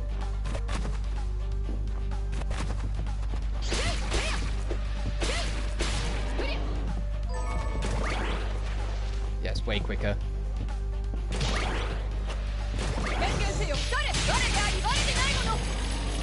Way quicker, okay. I was making it more awkward for myself than it needed to be. Damn it, another Ruenheid. Ruenheid's the most common drop, so it's expected.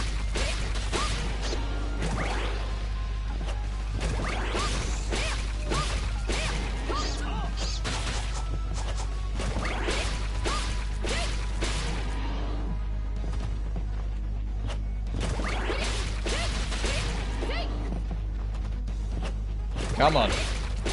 Give me the money. Yes! Okay, I just had to sing a little. We're good. Get me back to that shop. Time to get high jump.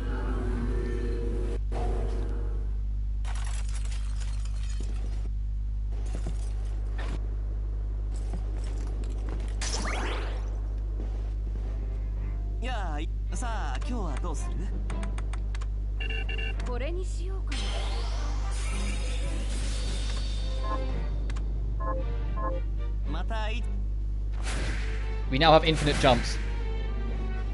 When you're in midair, just press L1 and you'll just keep on going up. Which will make exploration infinitely more manageable.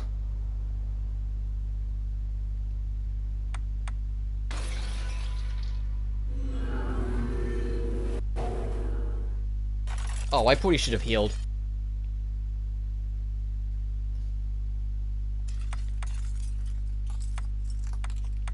This is close to a save room. I'll quickly go heal. Hang on. Let's be smart about this.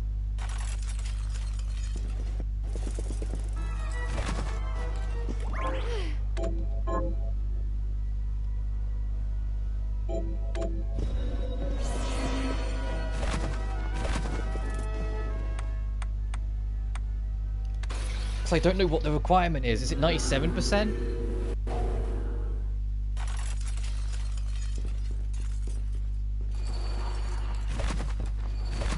But essentially, this room, there's a reason why these doors are like this. There's an optional boss in here, but our map completion needs to be slightly higher, I think. What we could do is,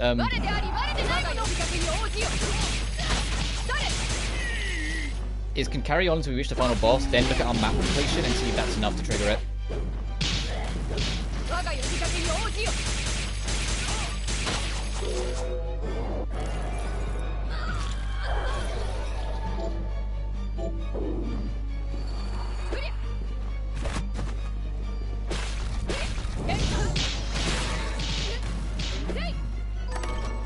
And there's the Warhorse key, so we can go fight that last one. So I think that's all the keys.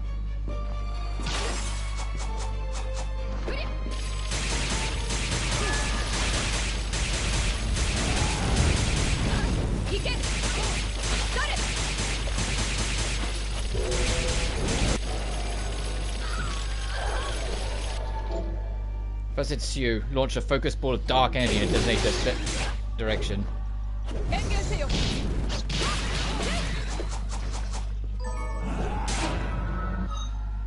And if you haven't gathered already, the enemies are vicious as fuck in here.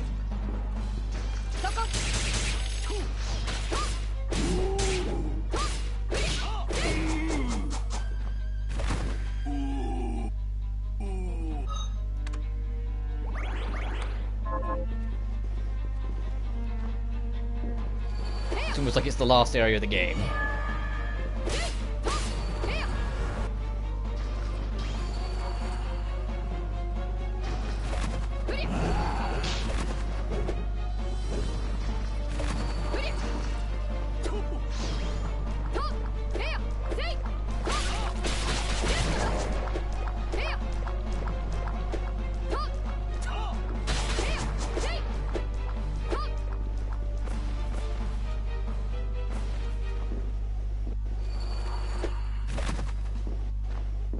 Hey.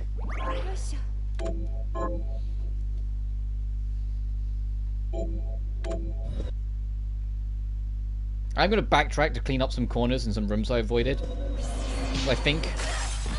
Ow.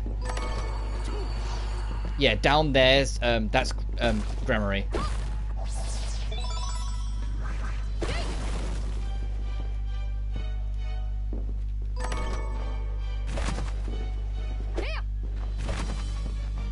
So I do want to backtrack, clear out these spaces, and then go check the library again. Now we're at 98% to see if that's enough to please OD. It might be that we have to fight Grammary first.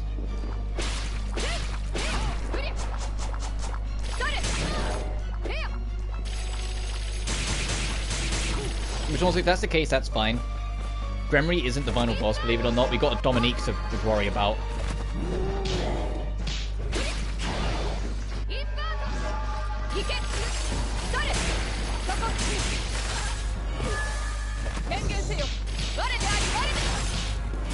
Fucking get rid of this ice elemental. You die.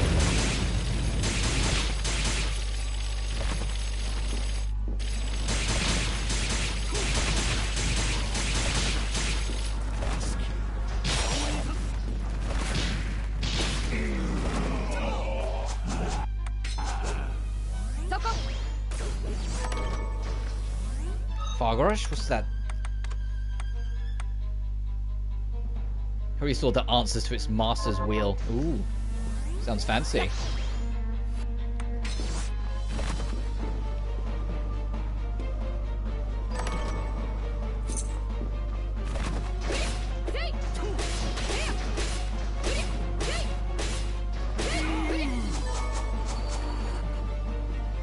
Oh, we can't do this yet.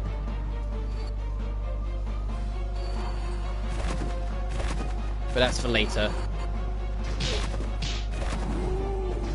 Actually, you know what? Save us doing back and forth too much more often. Let's go fight Gremory, since we're going to be coming back up anyway. Without dying, preferably.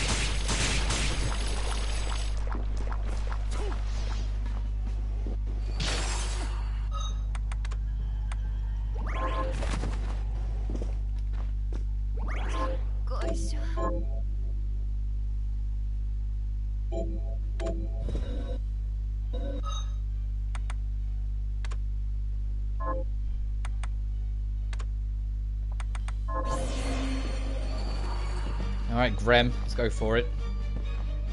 If you have this the sword that does extra damage to Gremory equipped, the boss theme that will play for the first half won't be the standard boss theme. It will be Zangetsu's theme because you're carrying his honor. And then the second half it will play Gremory's boss theme and my favorite boss track in the game. I have you now, Nehanjahoko.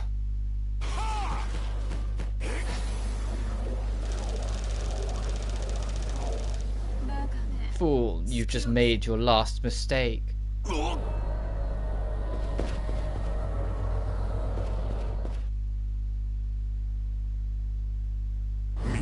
Good luck, Miriam.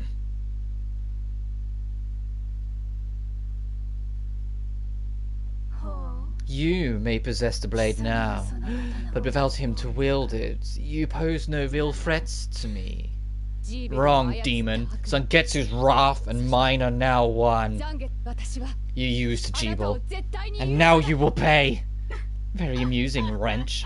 I do not have time for this, but seeing as I need your crystal, you leave me no choice. Your wretched plans end here.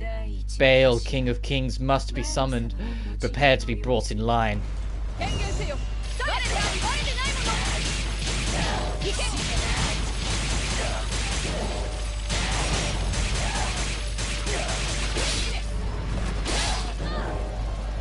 This boss only has one weakness, and it's specifically this blade, which is it will always crit and always do like huge damage. Gremory is the equivalent of Death in this game. She has a lot of Death's moveset from the Castlevanias. Just with some other crazy shit like you just saw there. And then once you get to halfway, phase 2 will kick in, and Silent Howling, my favourite track in the game, will start playing.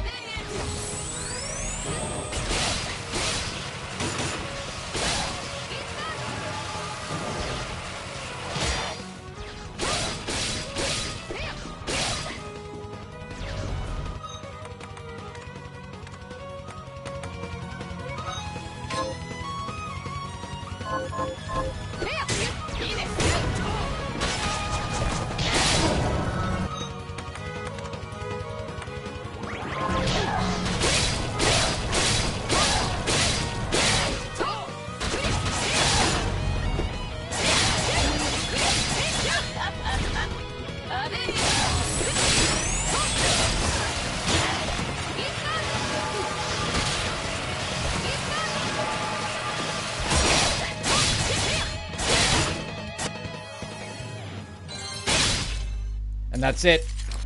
If you have Zangetsu's blade, you can rinse this fight. Here, let me just correct this back to the volume it was on.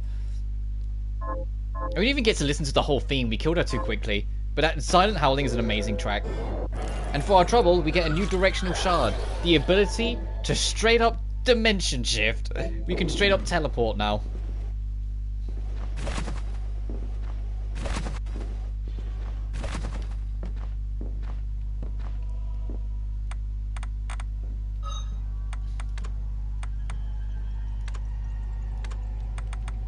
Because we don't need Aquastream anymore, so I will put that there.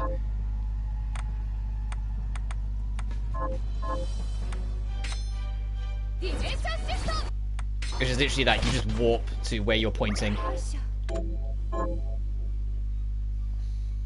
Genuinely, the whole game's soundtrack is on easy to access on YouTube. If you haven't already, give it a listen. So Silent Howling is my favorite track in the game, but so is The Executioners. That track's amazing.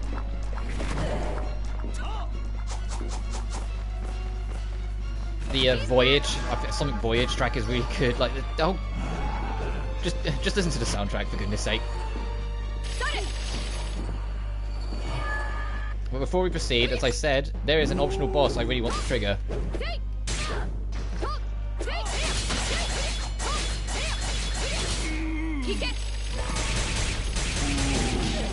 Oh, we've got a Fiend Skull.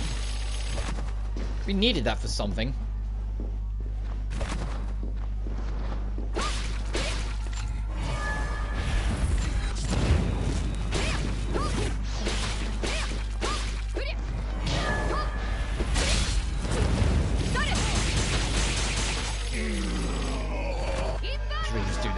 Instead of making life so awkward for myself. Oh, there's a throne over here you can sit on if you care for it.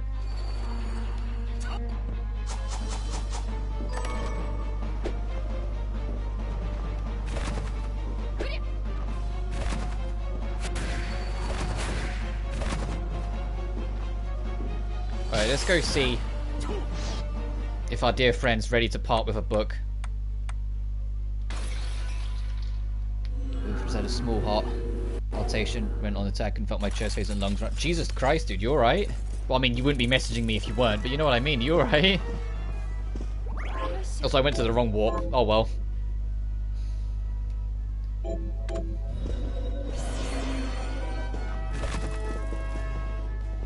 I meant to go to that one.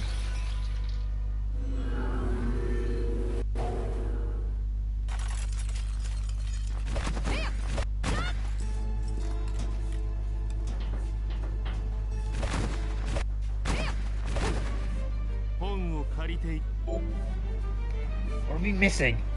What do I have to do to convince you, Alucard? I mean, OD, definitely not Alucard. Is it 99% then you have to hit? You don't have to hit 100%, I know that for a fact.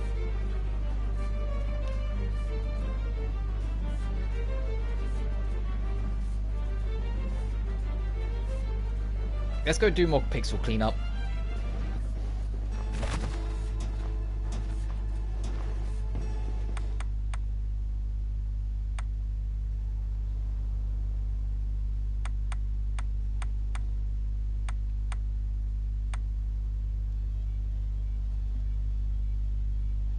It'll be quicker to go this way. Actually, hang on, enough to type, so for now I'm fine. But do you need to go to hospital, dude? Like, you know what I mean? Like, what's going on? Like, do you know what you need to do? Does it happen before? Do you know how to handle it when it happens? You know.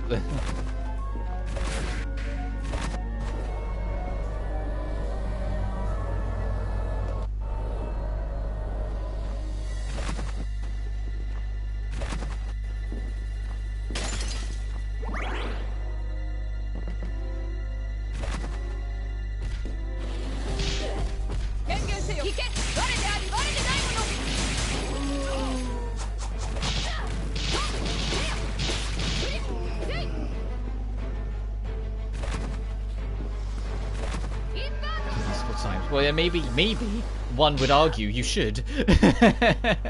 One would argue maybe it's in your best interest.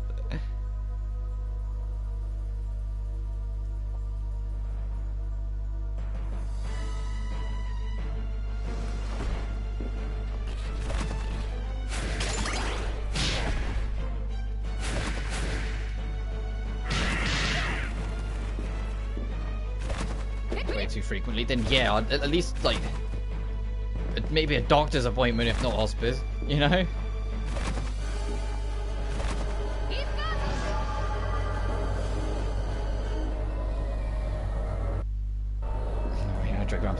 Yeah, but there's such a thing as being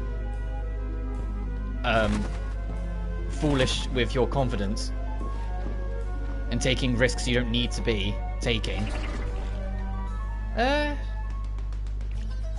Sure, I'm prepared to try and take on not Simon Belmont. We won't win, but I'm prepared to give it a go.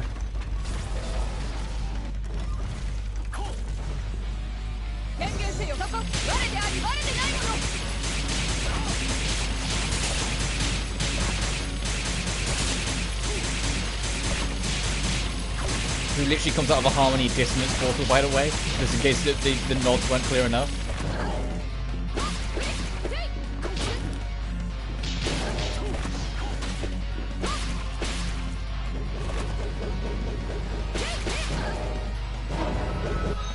Okay, even contact damage is ridiculous.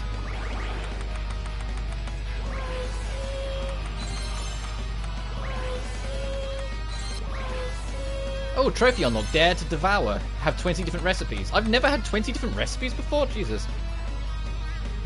Got my dogs though, so I'm not leaving people. That's fair. As long as you're getting something, my guy. I honestly don't remember how much health this bug has.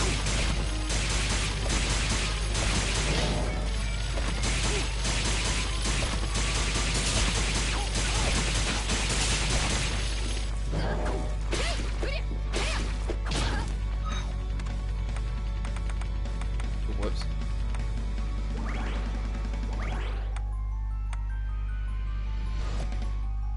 I still love the description of this. An almost black mess that's probably edible, but you first. It's like, okay, yeah, fuck.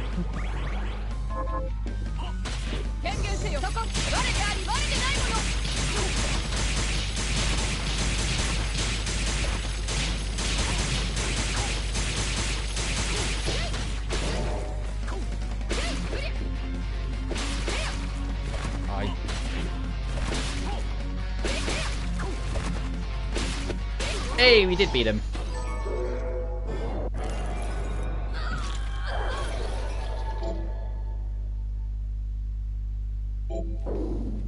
Nice. Not too bad. And we got our percentage, map completion percentage up a little bit.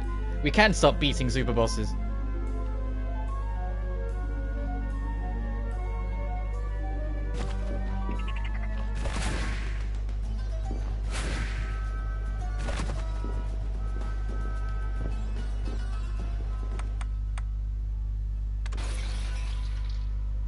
Which means we might be able to stand a chance against a millionaire as well. Not that I really want to, because that fight is annoying. But at the same time, I should be making more of an effort to show off what I can, so... There you go.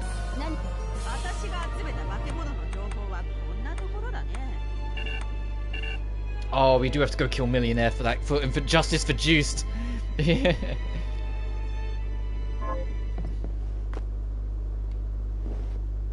Air out my room, see if that helps. Well, yeah, probably. Also, water. Samurai man sent a letter. What does it say? In the great garden, seek the lunatic moon. The moon? Oh, of course. That's where I should go. Is that what he means? Wherever it is, it sounds scary. Now would be a good time to stock up. Yeah, that's if you're if you haven't found where the moon is in the garden.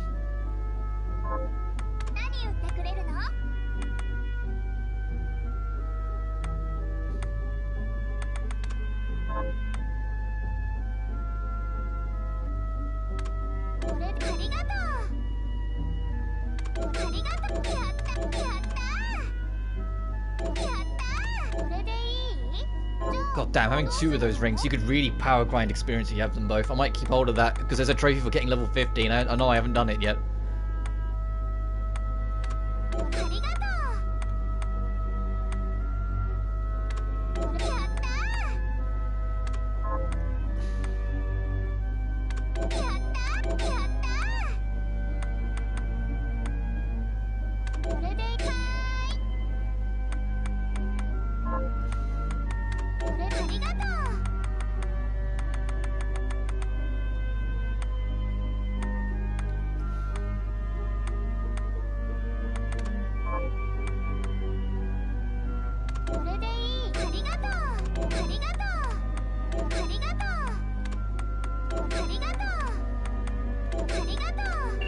God damn, mahogany sells for a lot.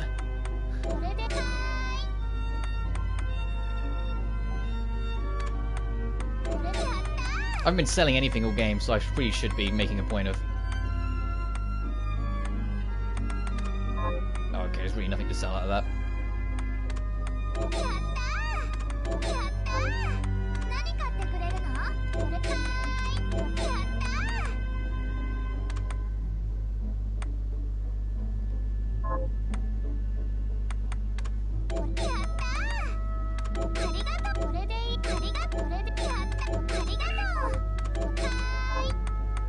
I've got a plan. I'm going to buy one of each food. Oh, whoops. And then I want to see which one actually fills up the best. Pork curry, seafood curry. Or choc cake. Seafood curry or...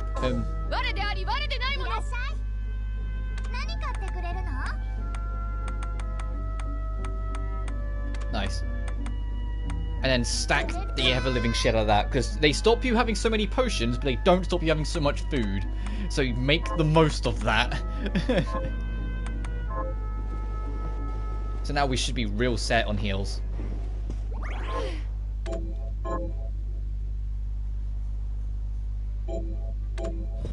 Millionaire's right up here, isn't it? Okay, literally dead opposite that save room. Okay.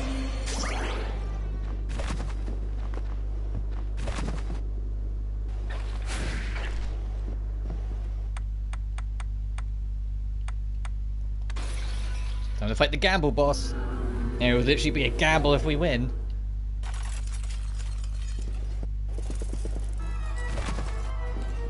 I'm gonna save again, so then we're like right at the door if we die.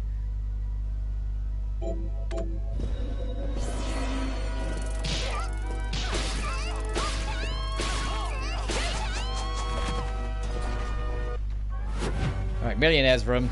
The boss is actually a slot machine because, like I say, it's a giant jab at Konami.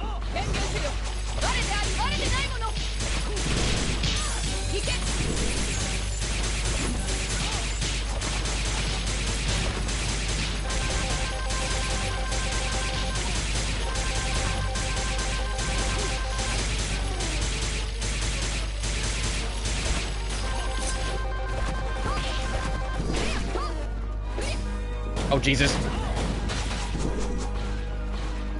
Depending on what it rolls, depends on what happens in the room.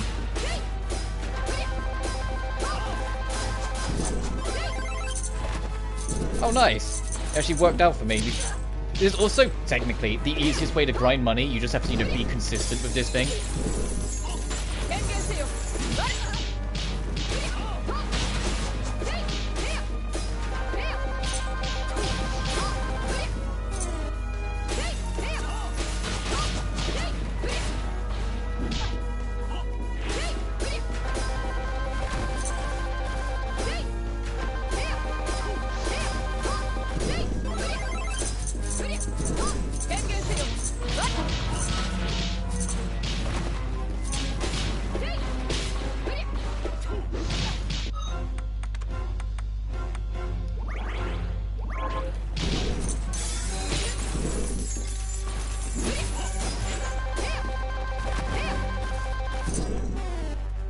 Oh god.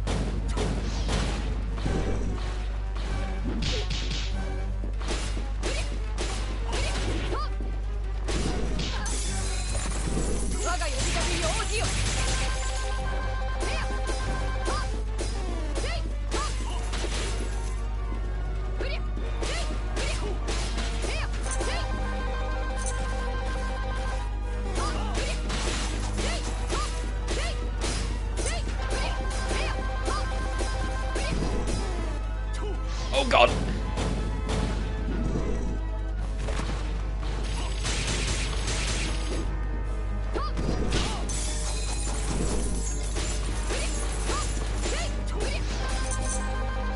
I believe it's every time you take it from the right side, you have a chance of getting that.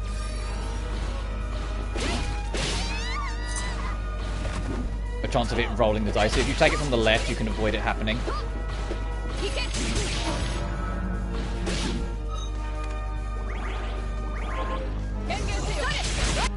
Hey, it's dead.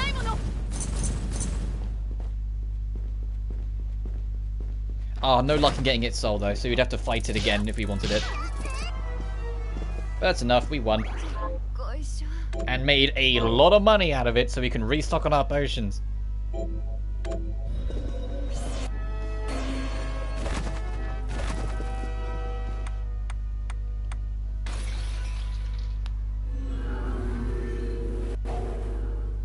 The pain is dimming. Good. I'm glad.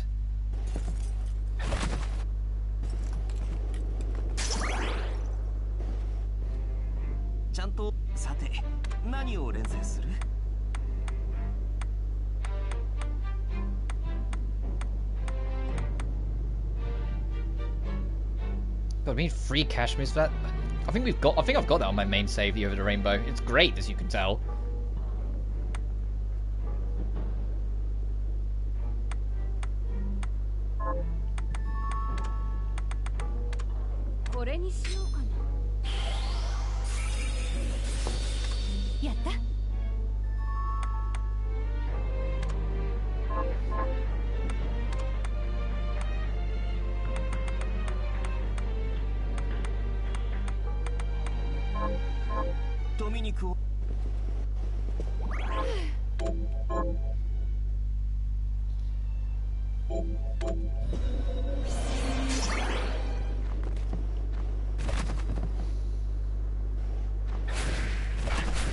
I think it'd be something absurd, like you have to get like 99.50 or some shit to convince this guy to give up the book. Like, I'll have to go get that one pixel in the waterfall room. I want to fight OD. It's the only boss that doesn't respawn, so I want to get the map completion high enough to do it.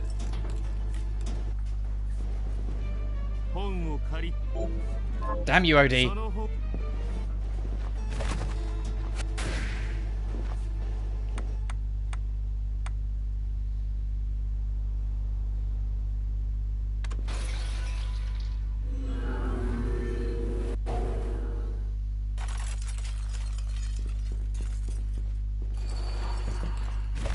So we'll know we've got enough because this door will be closed.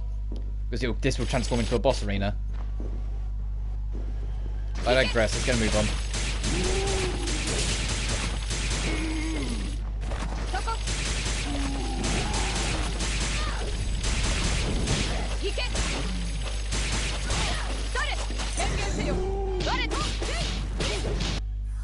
Oh, nice.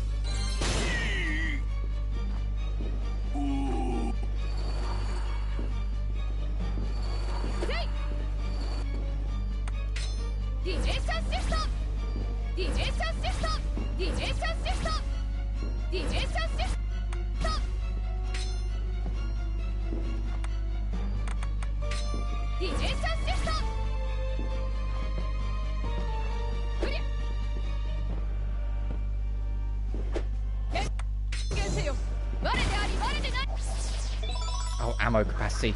I really should be try to use the guns. I just never take an interest. That's the final boss door.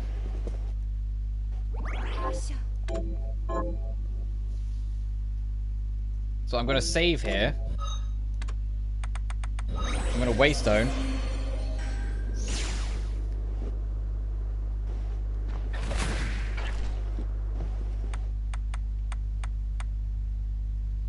Go back here and like shake my fist at OD and see if my map completion's high enough for him to let me borrow a 4th book or trigger the super boss, either way or. Come buy some new reading material.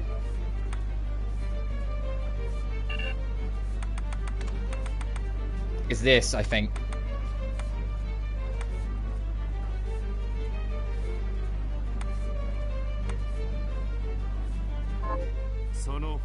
That tomb is especially valuable. Make absolutely sure you return it. Yes, that's the super boss. Okay, we can go fight him.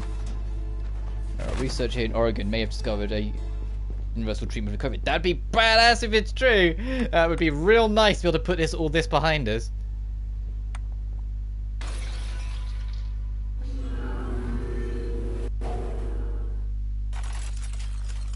I think that we've got the super boss. Yes, we have. Okay. Because we didn't return this book and we've continued to the end of the game, OD is going to stop us on the other side of that door and say, when are you going to return that book? And we're going to be like, and it leads into a super boss. where OD has Alucard's moveset from Castlevania Symphony of the Night.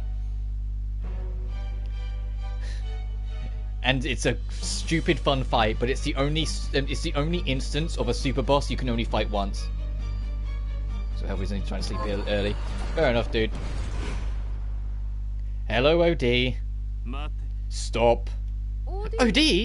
I warned you. What you take from the library must be returned to the library. Oh, oops. You'll pay for this transgression.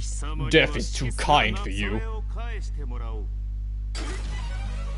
Alright, time for Alucard. I mean, OD.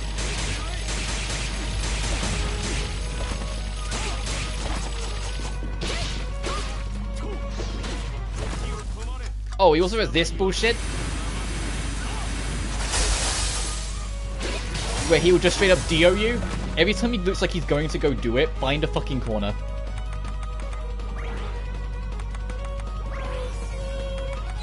That's all I can recommend. Every time it looks like he's going to go do it, or you suspect he's going to do it, find a corner. Just hit here, because then you'll barely avoid everything.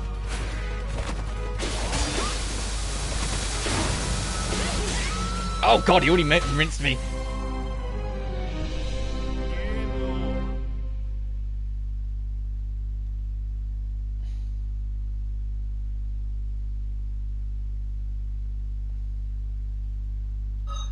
You know what I want to do? I don't know if you can. Just for this fight, so you can hear...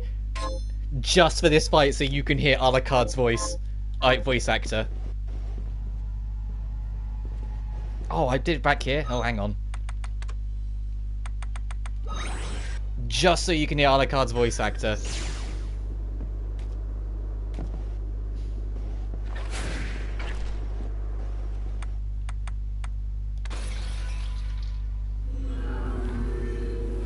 Because death is too good for you.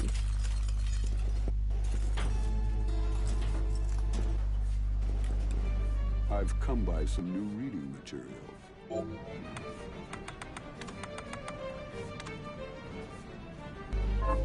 That tome is especially valuable. Make absolutely sure you return it.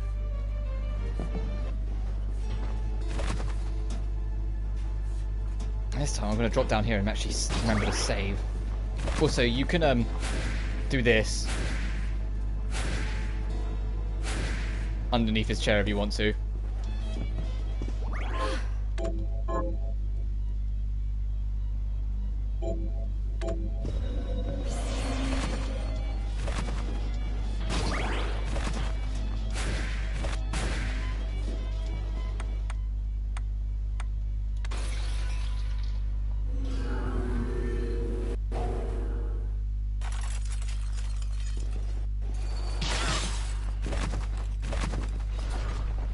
Just listen to his voice work.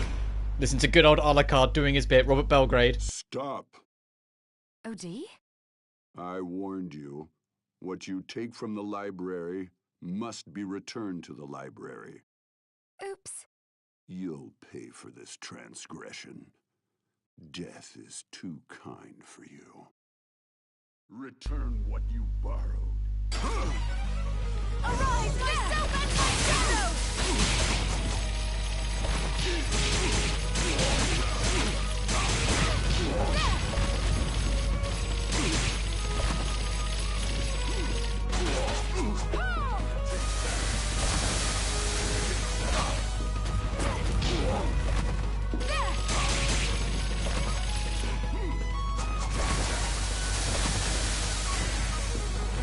I'm waiting for him to freeze time, which is why I'm sitting in the corner.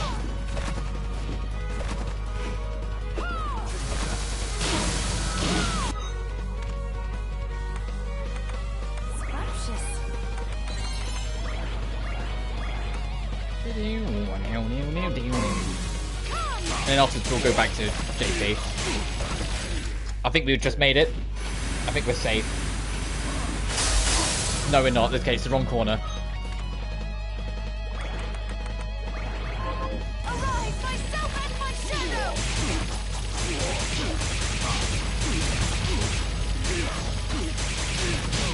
It's one of the corners. It might be top right then.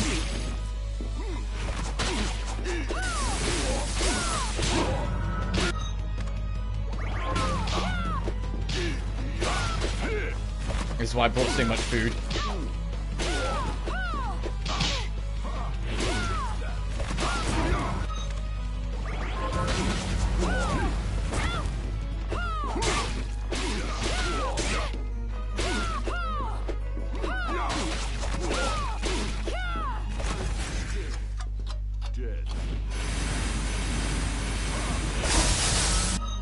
Damn it, okay, what corner is it then?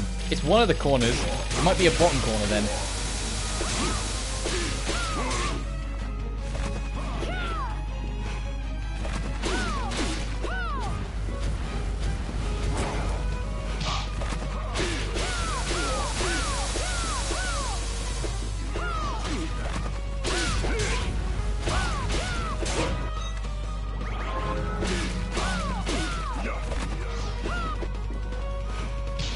Oh god!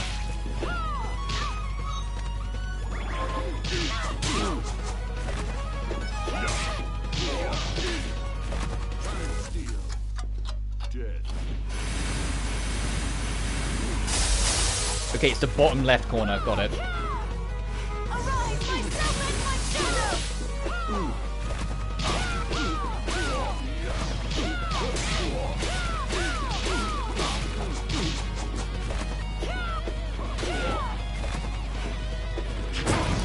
Wow, fuck, that hit twice.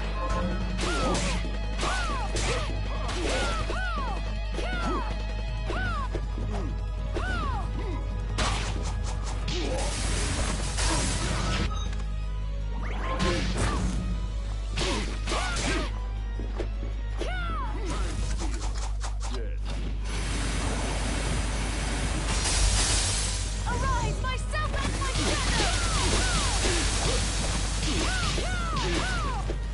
I don't know how much health this fuck has, but killing him is more than worth it. The rewards you get for actually beating him is absurd. It's just obviously you can see by the damage he's doing, it's very difficult.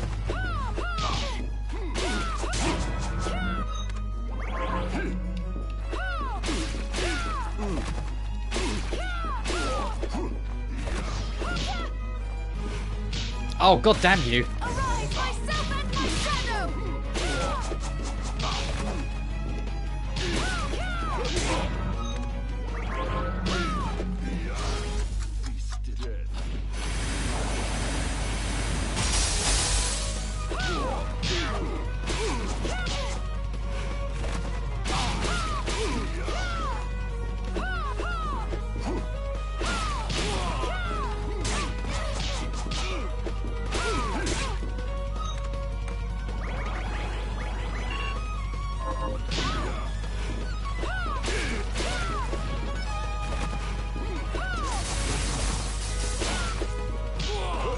Arise, myself and my shadow!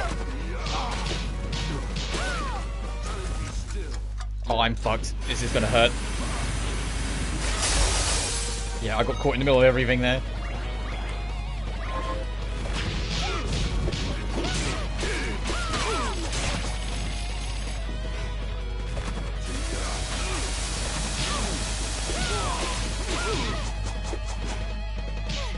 Oh, the camera zoomed in because the game thought he had me for a sec.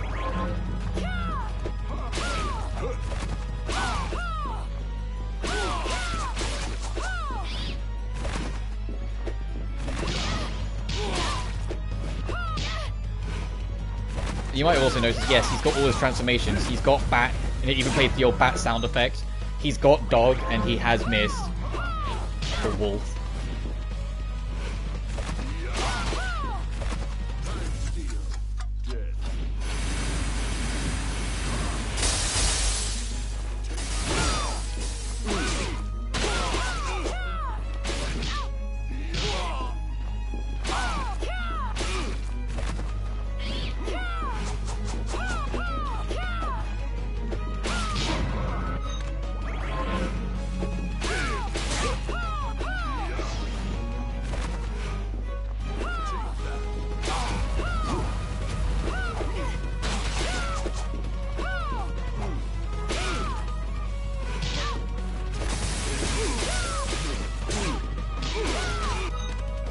Running out of food. How's this motherfucker gone through this much food on me?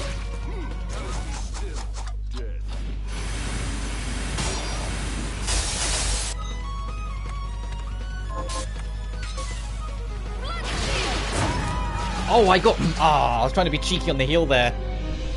I was trying to be very cheeky on the heel. We can beat him. I'll swap back to JP, but we can beat him.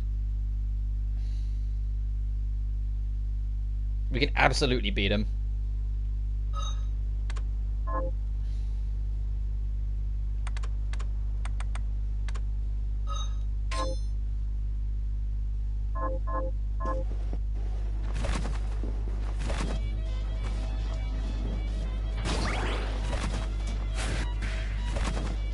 So the reward is just way too good to pass up, which is why I want to try and do it. Even though we got absolutely eviscerated by him, his most damaging attack we know how to avoid. Which we didn't when we went into that attempt, so I have a bit more faith.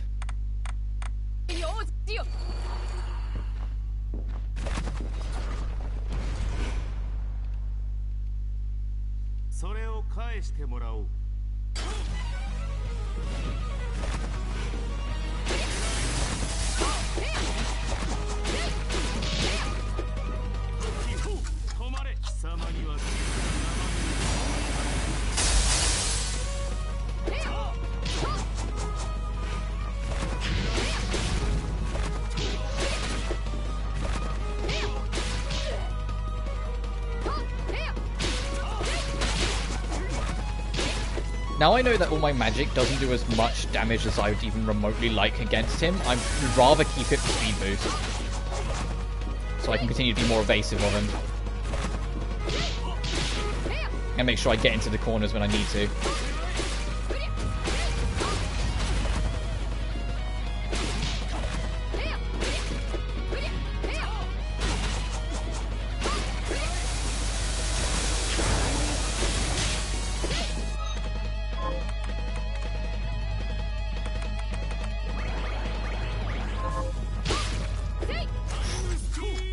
You just gotta pay attention. You have to pay attention when it's clearly what he's doing.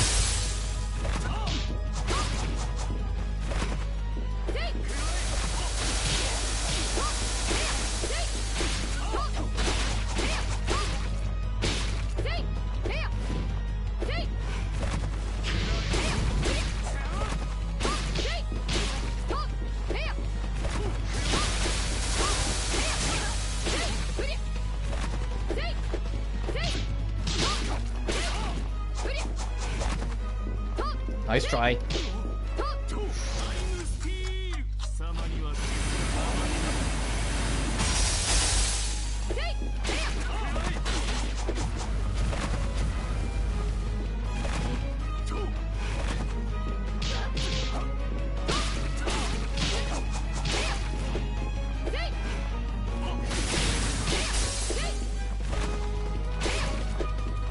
It reminds me, honestly, so much, despite the fact, you know, we're not fighting a Belmont, it reminds me, honestly, more of the Julius fight in Aria of Sorrow, and how that fight can so easily turn on you and is actually pretty damn tough, but it's also like the most fun fight in the game, because yeah, this is like my favourite fight in the game. I love this boss.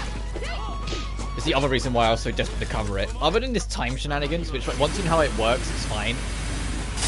Everything about this fight is extremely, like, fast.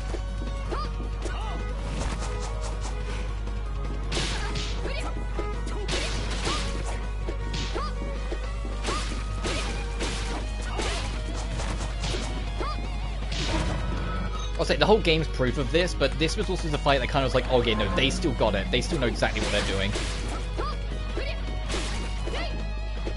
In fact, this is just a secret fight you get for fucking around, and the reward you do it, the reward for beating it is amazing.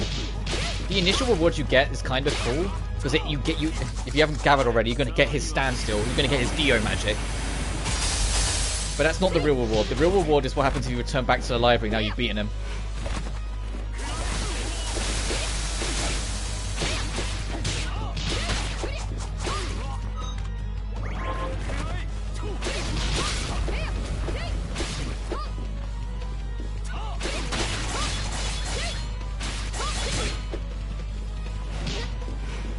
Oh, he's starting to do transformations now.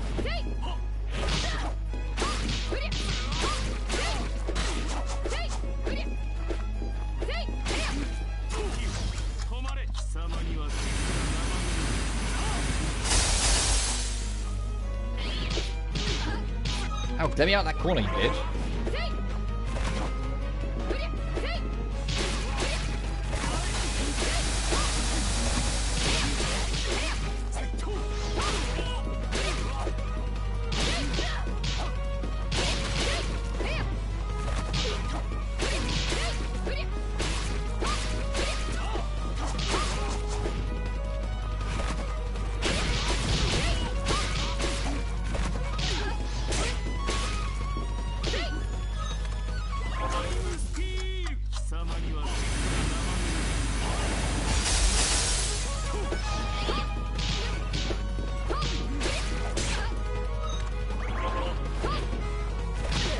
Bitch, every time.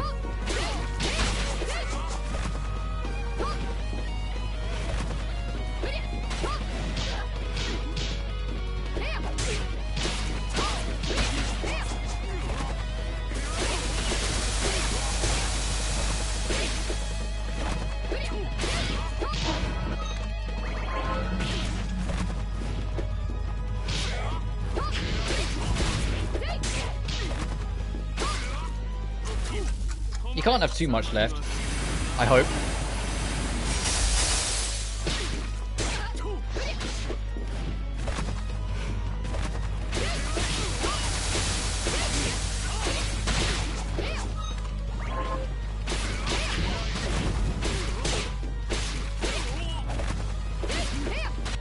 Yes, there we go, we got him. Let me get his standstill skills for it. The ability to freeze time. But that's not the real reward.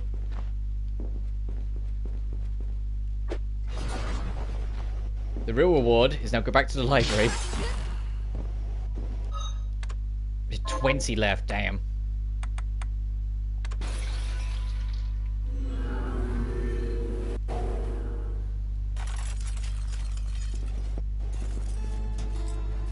Your reward for managing to beat not Alucard. Oh, D! You're still alive? Vampire. Remember?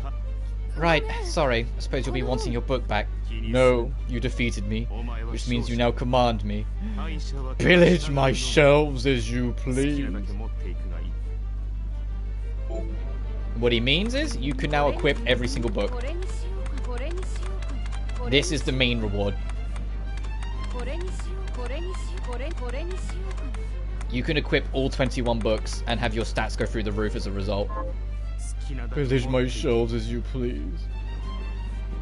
So now all of our stats are boosted, all of our resistance are up, we are a lot more powerful, and that's why I wanted to do that fight. Our luck's boosted, so we'll get better drops from stuff.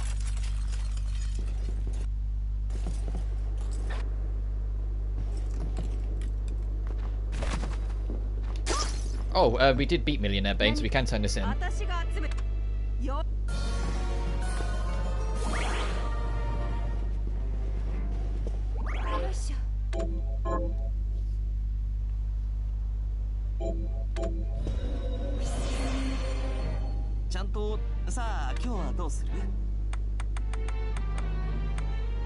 there's something I really want to... Yeah, something we can redo here.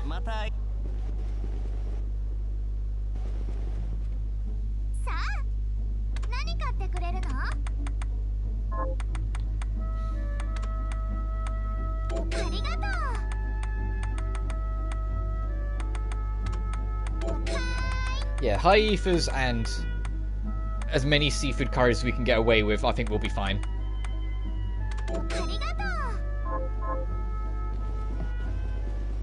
It's only the final boss left. I am going to save again though, just to be on the safe side.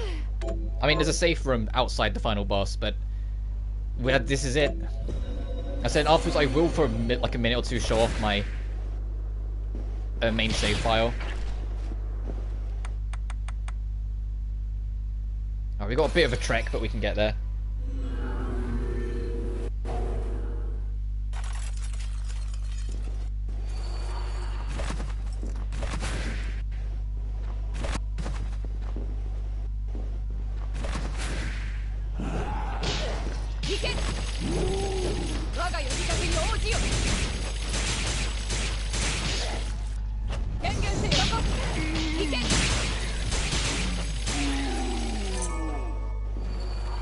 What level are we? 39. Ooh.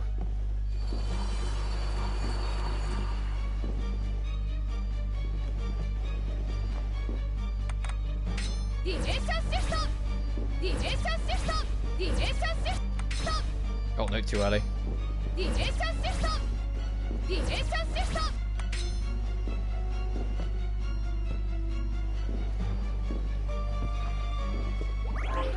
Right, now it's time for final boss time. 99.40% complete. The final boss room counts as 2%, 2 pieces, I believe. We missed that block, and the rest are just secret rooms we didn't stumble into. What's that about? When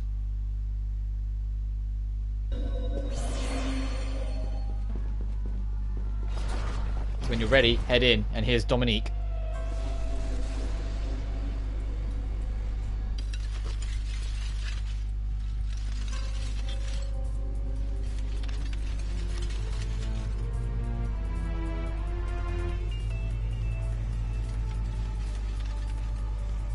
I've seen the crystallizations crawled up her neck to reveal it's taking over some of her face as well. So even Gremory has failed me.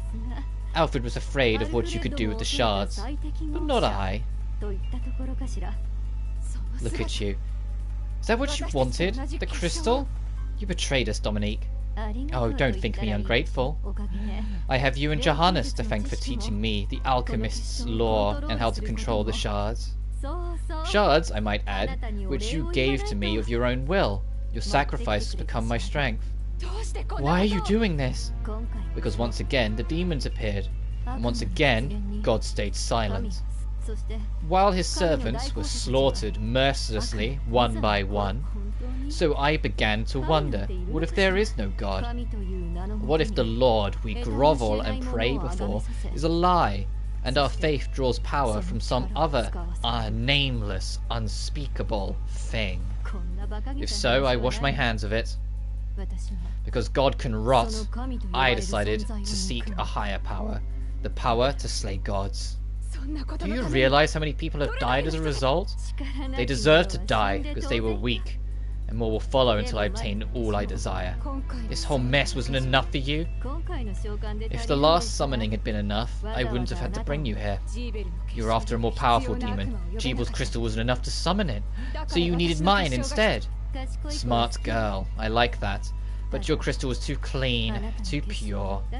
So I made sure you would obtain shards, and acclimate yourself to demonic power. Then Gremory could possess you, after the Battle of Jeebel had worn you down. If Zangetsu hadn't betrayed me. Doing the right thing is not a betrayal. You know what? I never expected to be put in a corner like this. You leave me no choice but to play my final card. I will use my crystal and the Liber Legaia to summon Baal, the ultimate demon. Do you realize what will happen to you? Do you? You don't, so I'll tell you. There's a reason Jeebel survived 10 years ago. What does he have to do with this? It was his blood, an exorcist, like me. Our blood suppressed the crystal corruption and effectively spared his life. And now I have surpassed him. I command the crystal for Enochian script. No demon is too powerful for me to summon, even if I cannot keep it here forever. But the process must be slow, because I can see the summoning isn't complete. Do you really think you can stop me before then? Oh yes I do. You don't understand what power is for. You wield it stupidly, arrogantly, and now you will pay the price. Dominique! G has a fantastic boss theme. I've not said this whole game's full of fantastic tracks. You're not going to have to listen to it for long because I'm used to Dominique. I've done the final boss circuit a number of times. She's very martial arts focused, and she has a whip. But she does have some magic as well. But if you've just done the fight with OD, I'm telling you, this is a cakewalk in comparison. You'll be fine. Just be wary of that whip and some of the holy magic. But her moveset is martial arts, the whip moveset, and the fire spell, which you can make and fire things. There was some of her martial arts you saw. Yeah, she elbow checks you if you're not careful.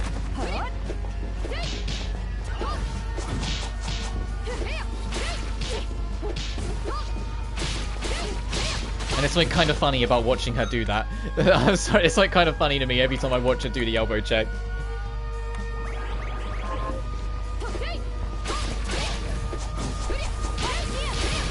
Oh, and she can do this, but you can see the patterns it's easy enough to avoid. It's the same with the fire pillars. You can see where they are.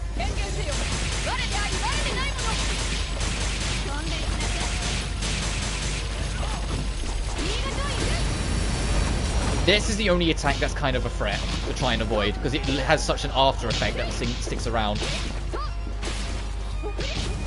Oh, fuck. Oh, that elbow check counted? And then when she's nearly dead, because she is nearly dead, she will start summoning monsters. But that's not it.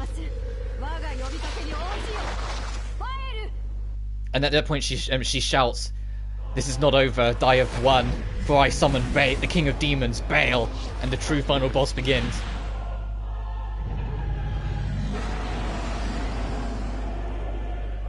The three-headed snake, the entire fucking arena is the boss.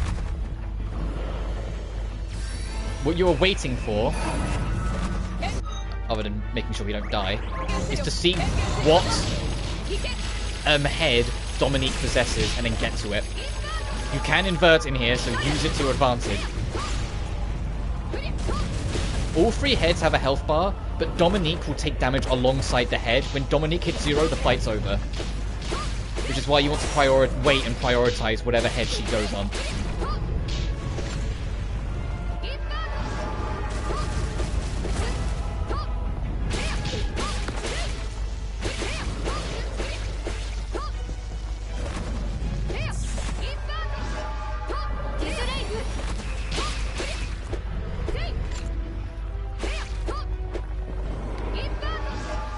Eventually she will move and go to other heads. Depending on what head she's on, affects the moveset that all the demons are using.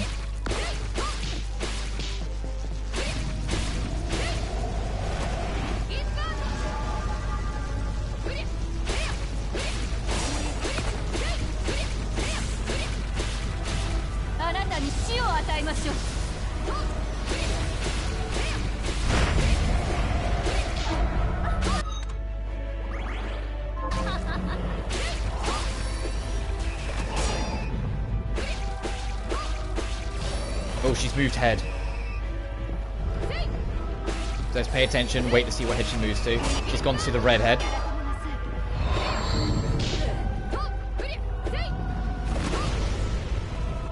Which, to be honest, of all the moves that she can end up with, I think the red head's the most aggressive, so heads up. It's why it gives you 3 platforms instead of 2 when it's the red head, because, you know, it is a fucking threat. As you can already tell, when you're nearly dead, the thing gets faster. The thing will start spiraling faster, so it becomes harder to keep up with, and you'll be rotating a lot more often. But just keep up with it, and eventually you'll be rewarded. I was hoping we'd finish. There we go. So I knew we were close. That's it. That's Baal and Bloodstained.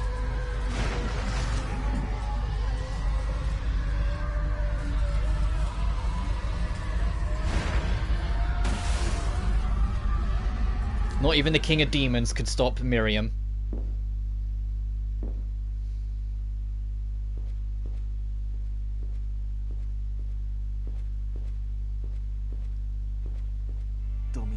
Dominique. She could have done so much good, but I know.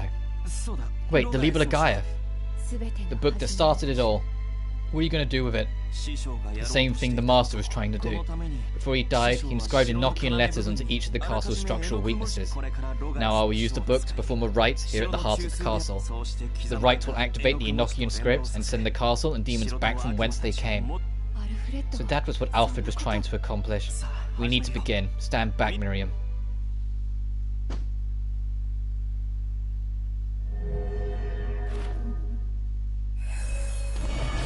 This is a heads up, Dominique's fate is left slightly unclear. So I'm not going to say it's impossible, or I'll say that it's definitely happening either way, but I wouldn't be surprised if when Bloodstained 2 comes out, Dominique finds a way to come back. And it's like she's like embedded with demonic DNA or some shit. And she becomes the new version of Dracula, and becomes like the reoccurring villain of each Bloodstained game. And if that's the case, I'd honestly be alright with it. If they just expanded Dominique's moveset and made her lean more into that demonic side as time went on.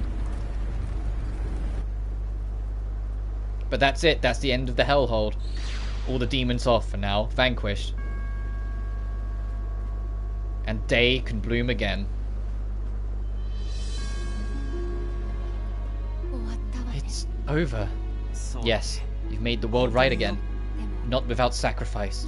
Jebel, Alfred, Zangetsu. Jebel's fate was already sealed. There was nothing you could have done. And the Master and Zangetsu made their own choices. They fought gladly and proudly for what they believed in. Lives like theirs deserve to be celebrated. True, and demons still remain in this world. We can grieve later, after finishing the last of them off. That reminds me, the Master took note of how I was forestalling your corruption and suggested some improvements. I think I might be able to stop the crystal from overtaking you permanently. Really? I can't make any promises, but yes, I think. Thank you, Johannes. And I'll do my best not to let you down. Come on, let's go home. Alright.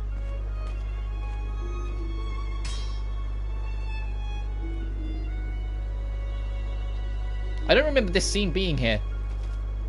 Did they update this scene? I think they did. That wasn't there when I originally went through this game. That scene didn't exist.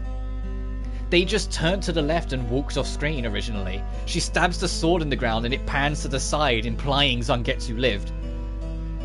Because yes, in the original like 1.0 version of the game, if you played on like an ultra wide screen, you would see the shadow of Zangetsu walk on frame just as Miriam and Johannes walked off frame. So yeah, he lived. Anyway, that is it. Or look, called Robbie Belgrade. That is it for Bloodstained Ritual of the Night. And I can't stress enough, this was the true second coming of Iga. Because someone who grew up with Castlevania and, you know, watched the series literally stop, the original series stop after 2008 with Order of Ecclesia. You know, we get like a weird spin-off that kind of wasn't the same, and then it got completely rebooted by a different company. To see this original style completely come back in full grace and be everything I could have wished for. Does it lean a little too heavily into its references at points? Yeah, it does. But considering how long it had been, and considering what they wanted to do with this game, I was completely fine with that. I love this game so damn much. This is what, like, this game meant so much to me when it came out, and it still does now, because of what it means. This game did insanely well upon release. Like, it sold genuinely millions, and secured Bloodstained as a central IP, and Arts Play as a major player in the gaming industry. They are working on more extra content for this game first, for free, I might add. And additionally, we know that they are currently in the planning of a sequel. And I can't wait. Whatever Bloodstained 2 brings, I'm sure it will be brilliant. And being able to have that level of confidence in that level of confidence in a company is something I wish I had more of in others. But it is what it is. But I have an idiotic amount of confidence in this company to deliver, because they did in this. And as I said, we barely covered the amount of shards in the game. There's so many different shards. I just found my build and stuck to it super early on. There's so many different weapons. There's so many weapons we didn't even get because we didn't get the crafting resources and whatnot. As in, I'll show some of them off in my main file just after these credits wrap. But in general, this game deserves your time. It deserves your money. And it's a perfect starting point. The game's hard as fuck, but it's a perfect starting point if you've never played a Metroidvania. Just explore, enjoy the map, have fun. So the English voice cast is phenomenal. The only reason I played with Japanese is because they only have like one spell line for each spell, so it'd get a little annoying. But the English and Japanese voice cast are both amazing. Like I said, they got David Hayter as Zangetsu, you know, Solid Snake. Also, I love this Way Forward, Tyrannical Overlord. They always do this. Because Way Forward helped publish this. Any Way Forward game, when they credit the CEO, they never say CEO, they always say Tyrannical Overlord, and I love that. That's such a tiny thing, but I live for it in Way Forward games.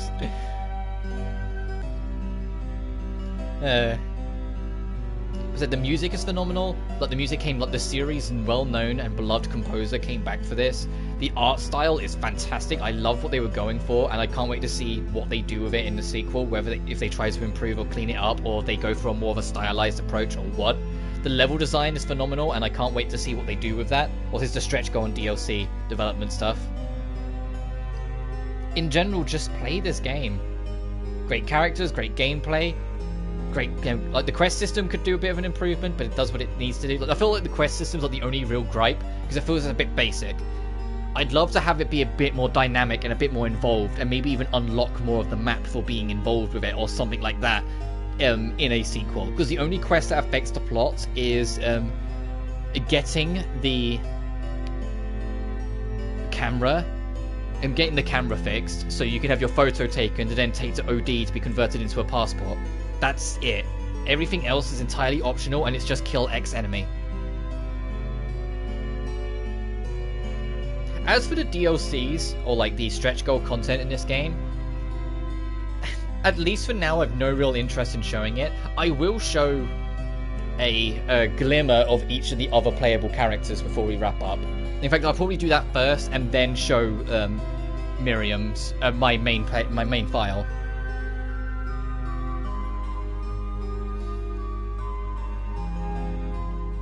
And I'll skip. It's just gonna be the extra stuff. I know I always keep the credits, but the credits are extremely long because they hadn't even got into all the backers yet.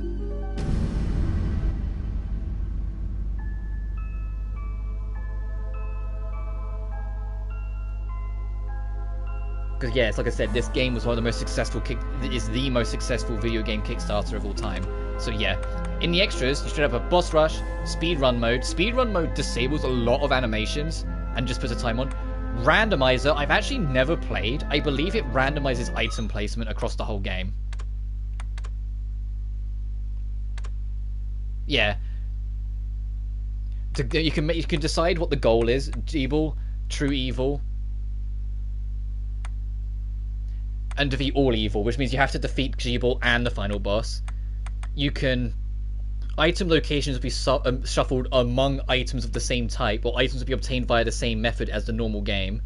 So you can have it be vanilla or not. Crafting, you can rearrange inventory, rearrange shops, rearrange quests. You can make it so all the shards are changed. You can rearrange key items and rearrange what rooms are save rooms and what rooms are warp rooms. So if you have a very firm understanding of the mechanics and system of this game, dive right the fuck in. Dive right in. Boss Revenge is, yeah, you play as bosses and fight Miriam. They literally have a moveset for Andelphus, for this thing, Gramarye and Bloodless, and you fight. And then classic mode is it converts the whole of Bloodstained into an 8-bit adventure. A classic level-to-level 8-bit adventure. You can see I already made a start and only did like 2 levels, but I'll show a little bit of it. Oh, there's it loading. That's what that jitter was.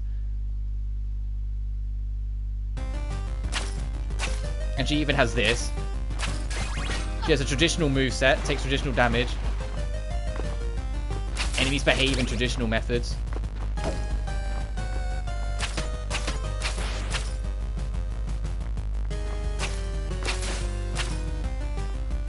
Unfortunately, no, like, you can't wiggle the whip. But that is that. You get the idea.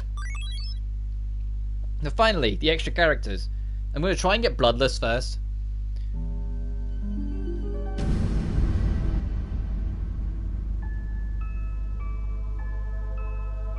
But this game is absurd. It's still not done with its extra content. There's still more free content to come. So I'm going to try and get Bloodless first. I think you have to do it in all caps. Yes, okay.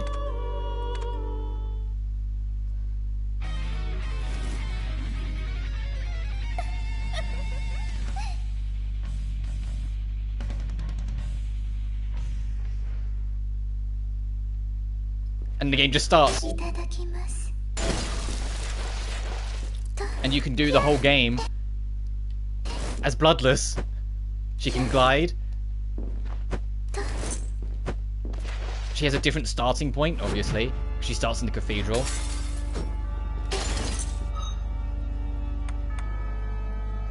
Yeah, you unlock more moves for her instead. Then it's like you can just go through the whole game as Bloodless. And I want to do a Bloodless playthrough at some point. I think it'd be really fun to try out.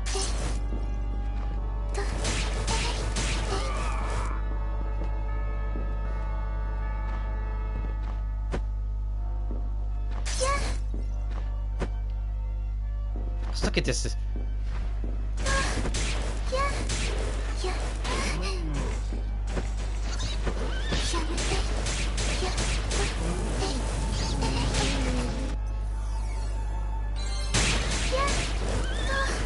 She's gonna level up quick here. And it's just a nice little secret mode that you can just do the whole game with Bloodless.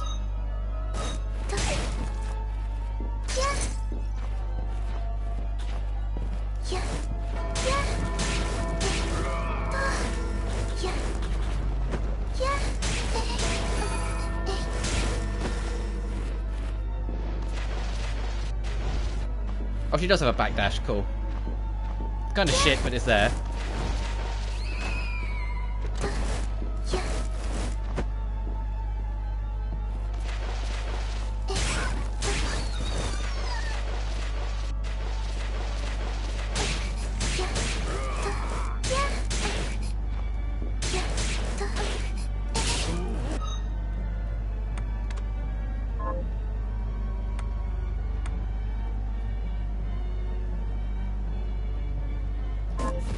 And there's still 2 more characters to check out, which I'll get to.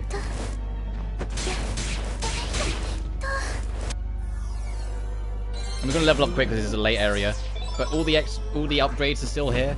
It's literally the whole game again, but it's Bloodless. Oh, no drop dash, unfortunately.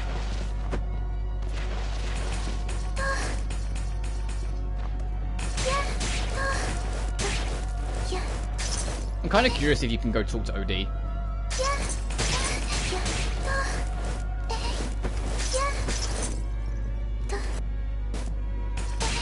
Or what happens if you go back to the village?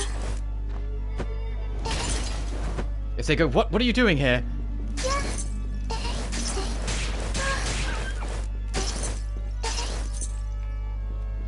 Actually, no, I know where a save point is. Actually, no, this will go to where we need to... Let's just follow this.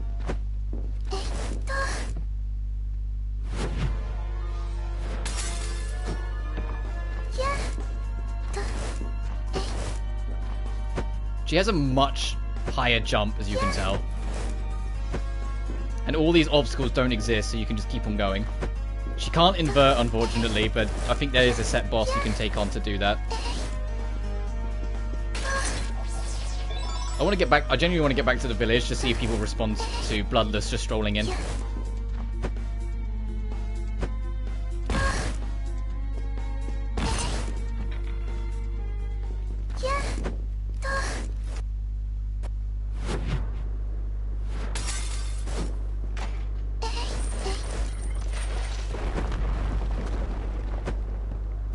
Oh, whoops. It's okay, there's another way round.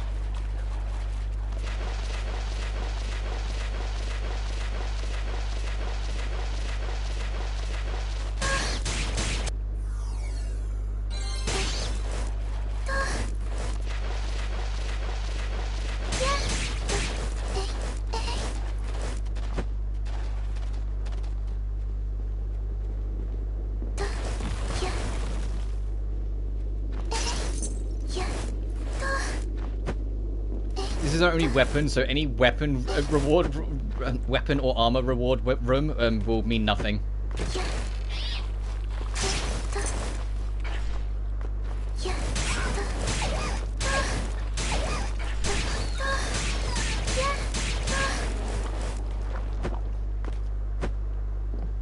Let's see what happens.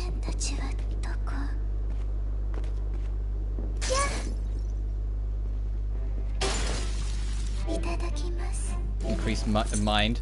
Oh, so you are rewarded for your efforts of going around here to check.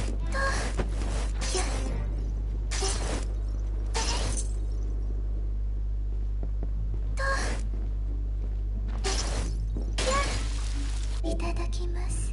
Guillotine. Umbrella spins and deals damage while holding X. Oh. やっととやっと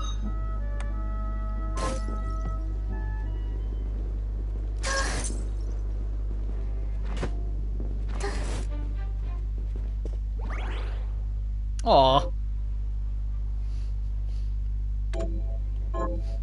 Anyway, that's enough Bloodless. You get the idea. She's adorable and people loved her. And so they made her a secret playable character. But there's two more playable characters. Firstly is the one that everyone wanted to play as well. Zangetsu. And the last one is a crossover character.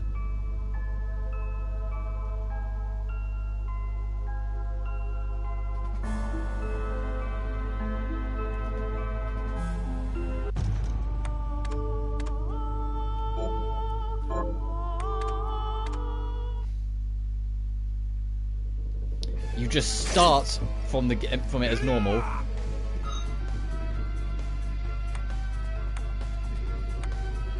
Triangle will throw knives. The right stick is restrain. You can set your sword on fire. Flick forward for wing god blade. Double tap down for flying, and right left right for formless emptiness.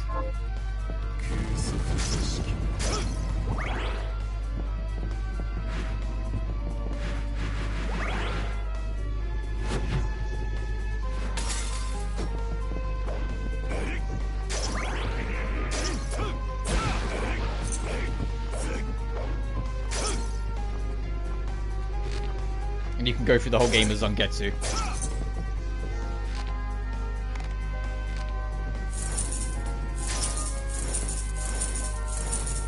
Yes, you can do it mid-air and you can use it to hook yourself around the place if you want as well.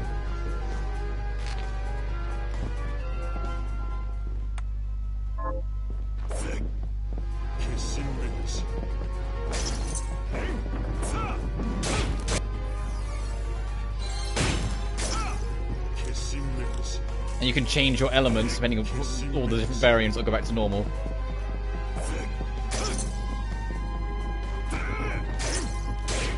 I can't stress enough, this game is worth your money. The amount of content it's front-loaded with is absurd.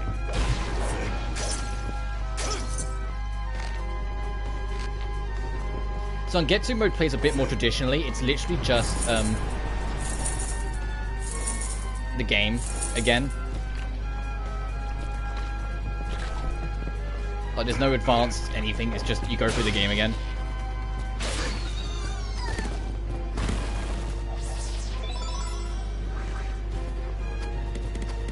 So yes, he does throw them that quick.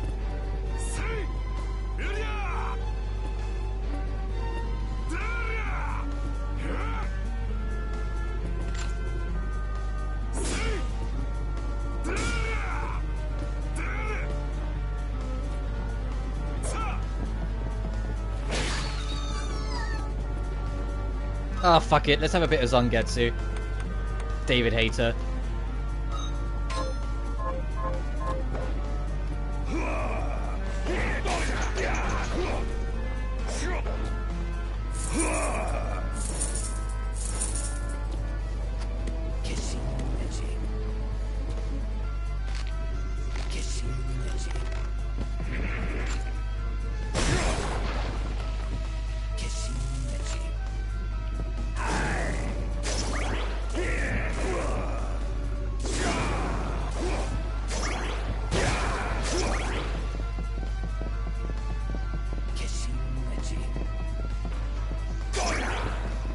Doria!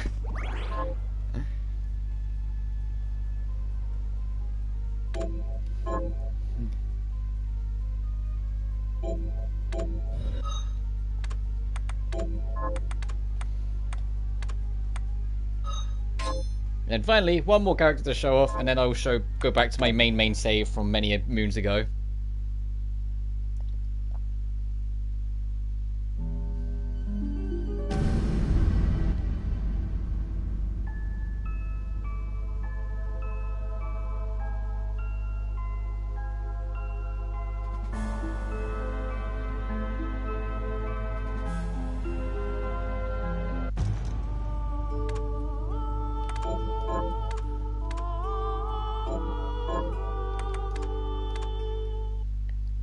The final playable character. Lumura saved Aurora and friends, caught a mirror bound for home. Instead, she found her journey never ends. She awoke a child alone.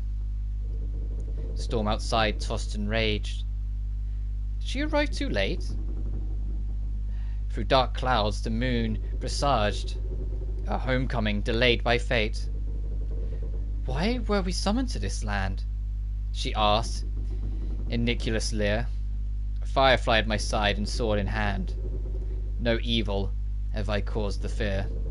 Oh woe, my friends in the storm, their plight bodes worse. I must find them and remove their foul curse.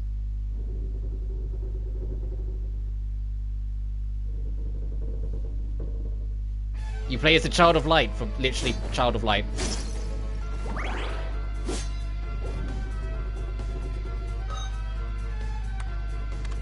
She can pick up certain shards. And you can upgrade certain familiars as well. They made this like an entirely playable version.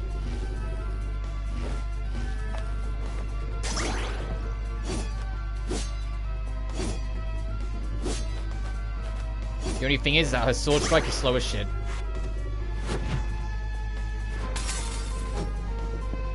And she looks weird. I'll say it, she looks weird as hell in this game. It's almost like she's from a different game crossing over.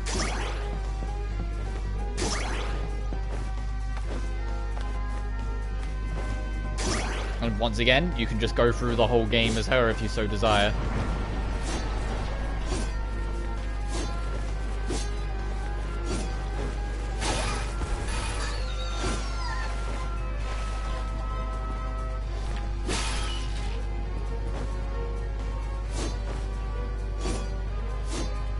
So the only thing that sucks is the fact that her sword swing is so slow.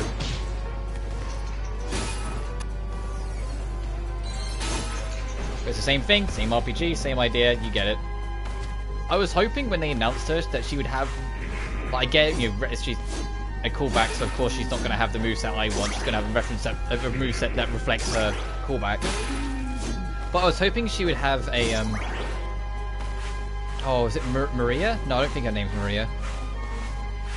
And it might have been Maria. The girl that Richter fights with in Ronda of Blood. I was hoping she'd have a moveset similar to that. And her artwork is from that game.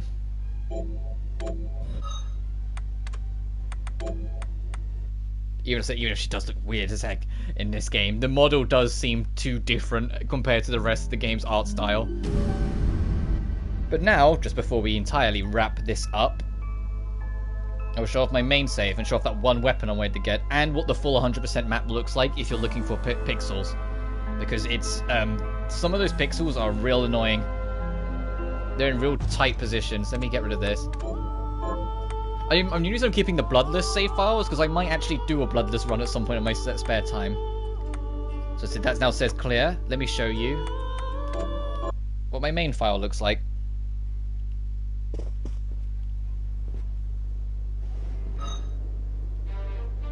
I'm at level 48.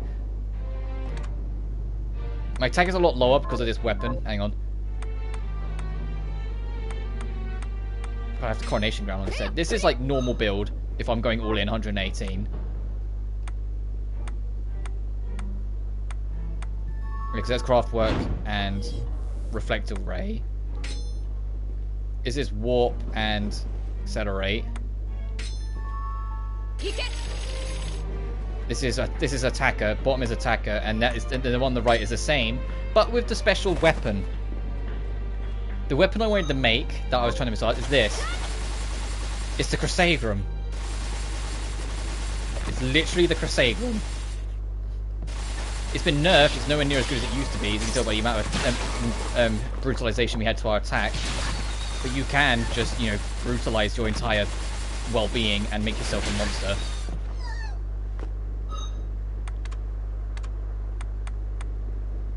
Oh, I did get some of the 8-bit shards.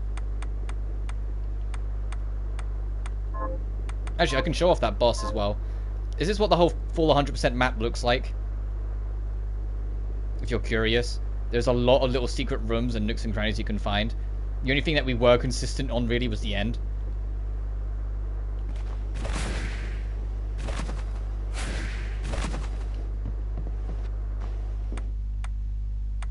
But if I go to the Hall Termination, I can show you the 8-bit area, where now we'll be way stronger and kind of rinse it.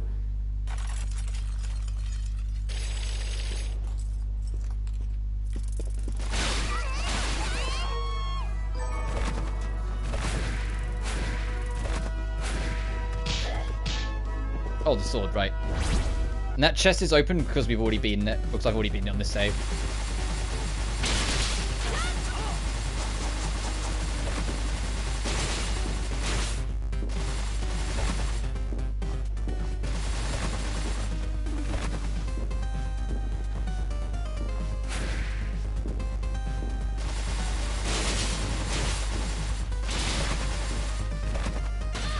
Ow. Fire still hurts though.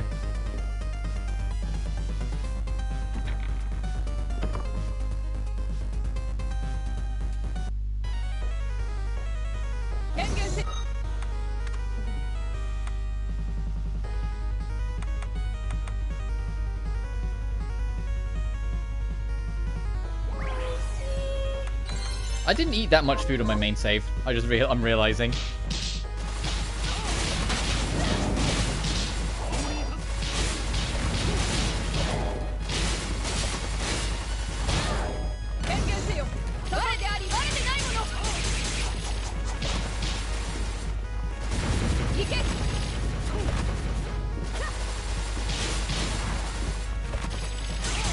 But as you can see, like the grinder, it does like 41 damage per hit. But the hits don't come out as quick as the Crusagram does. Even the Crusagram does less damage per hit. Look at the insanity of numbers it's giving us.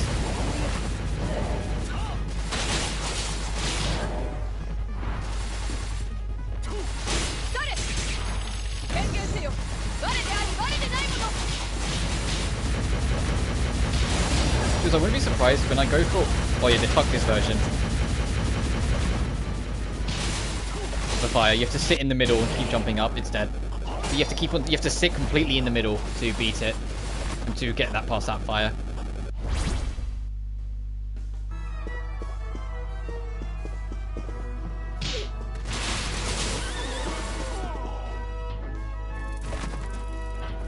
And that's it, really.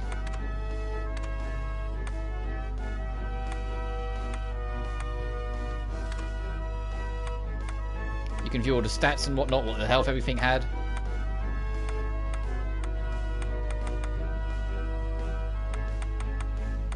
So I still haven't got the shard from the Overlord. Nor did I get one from that cannon. I think I did on my main save.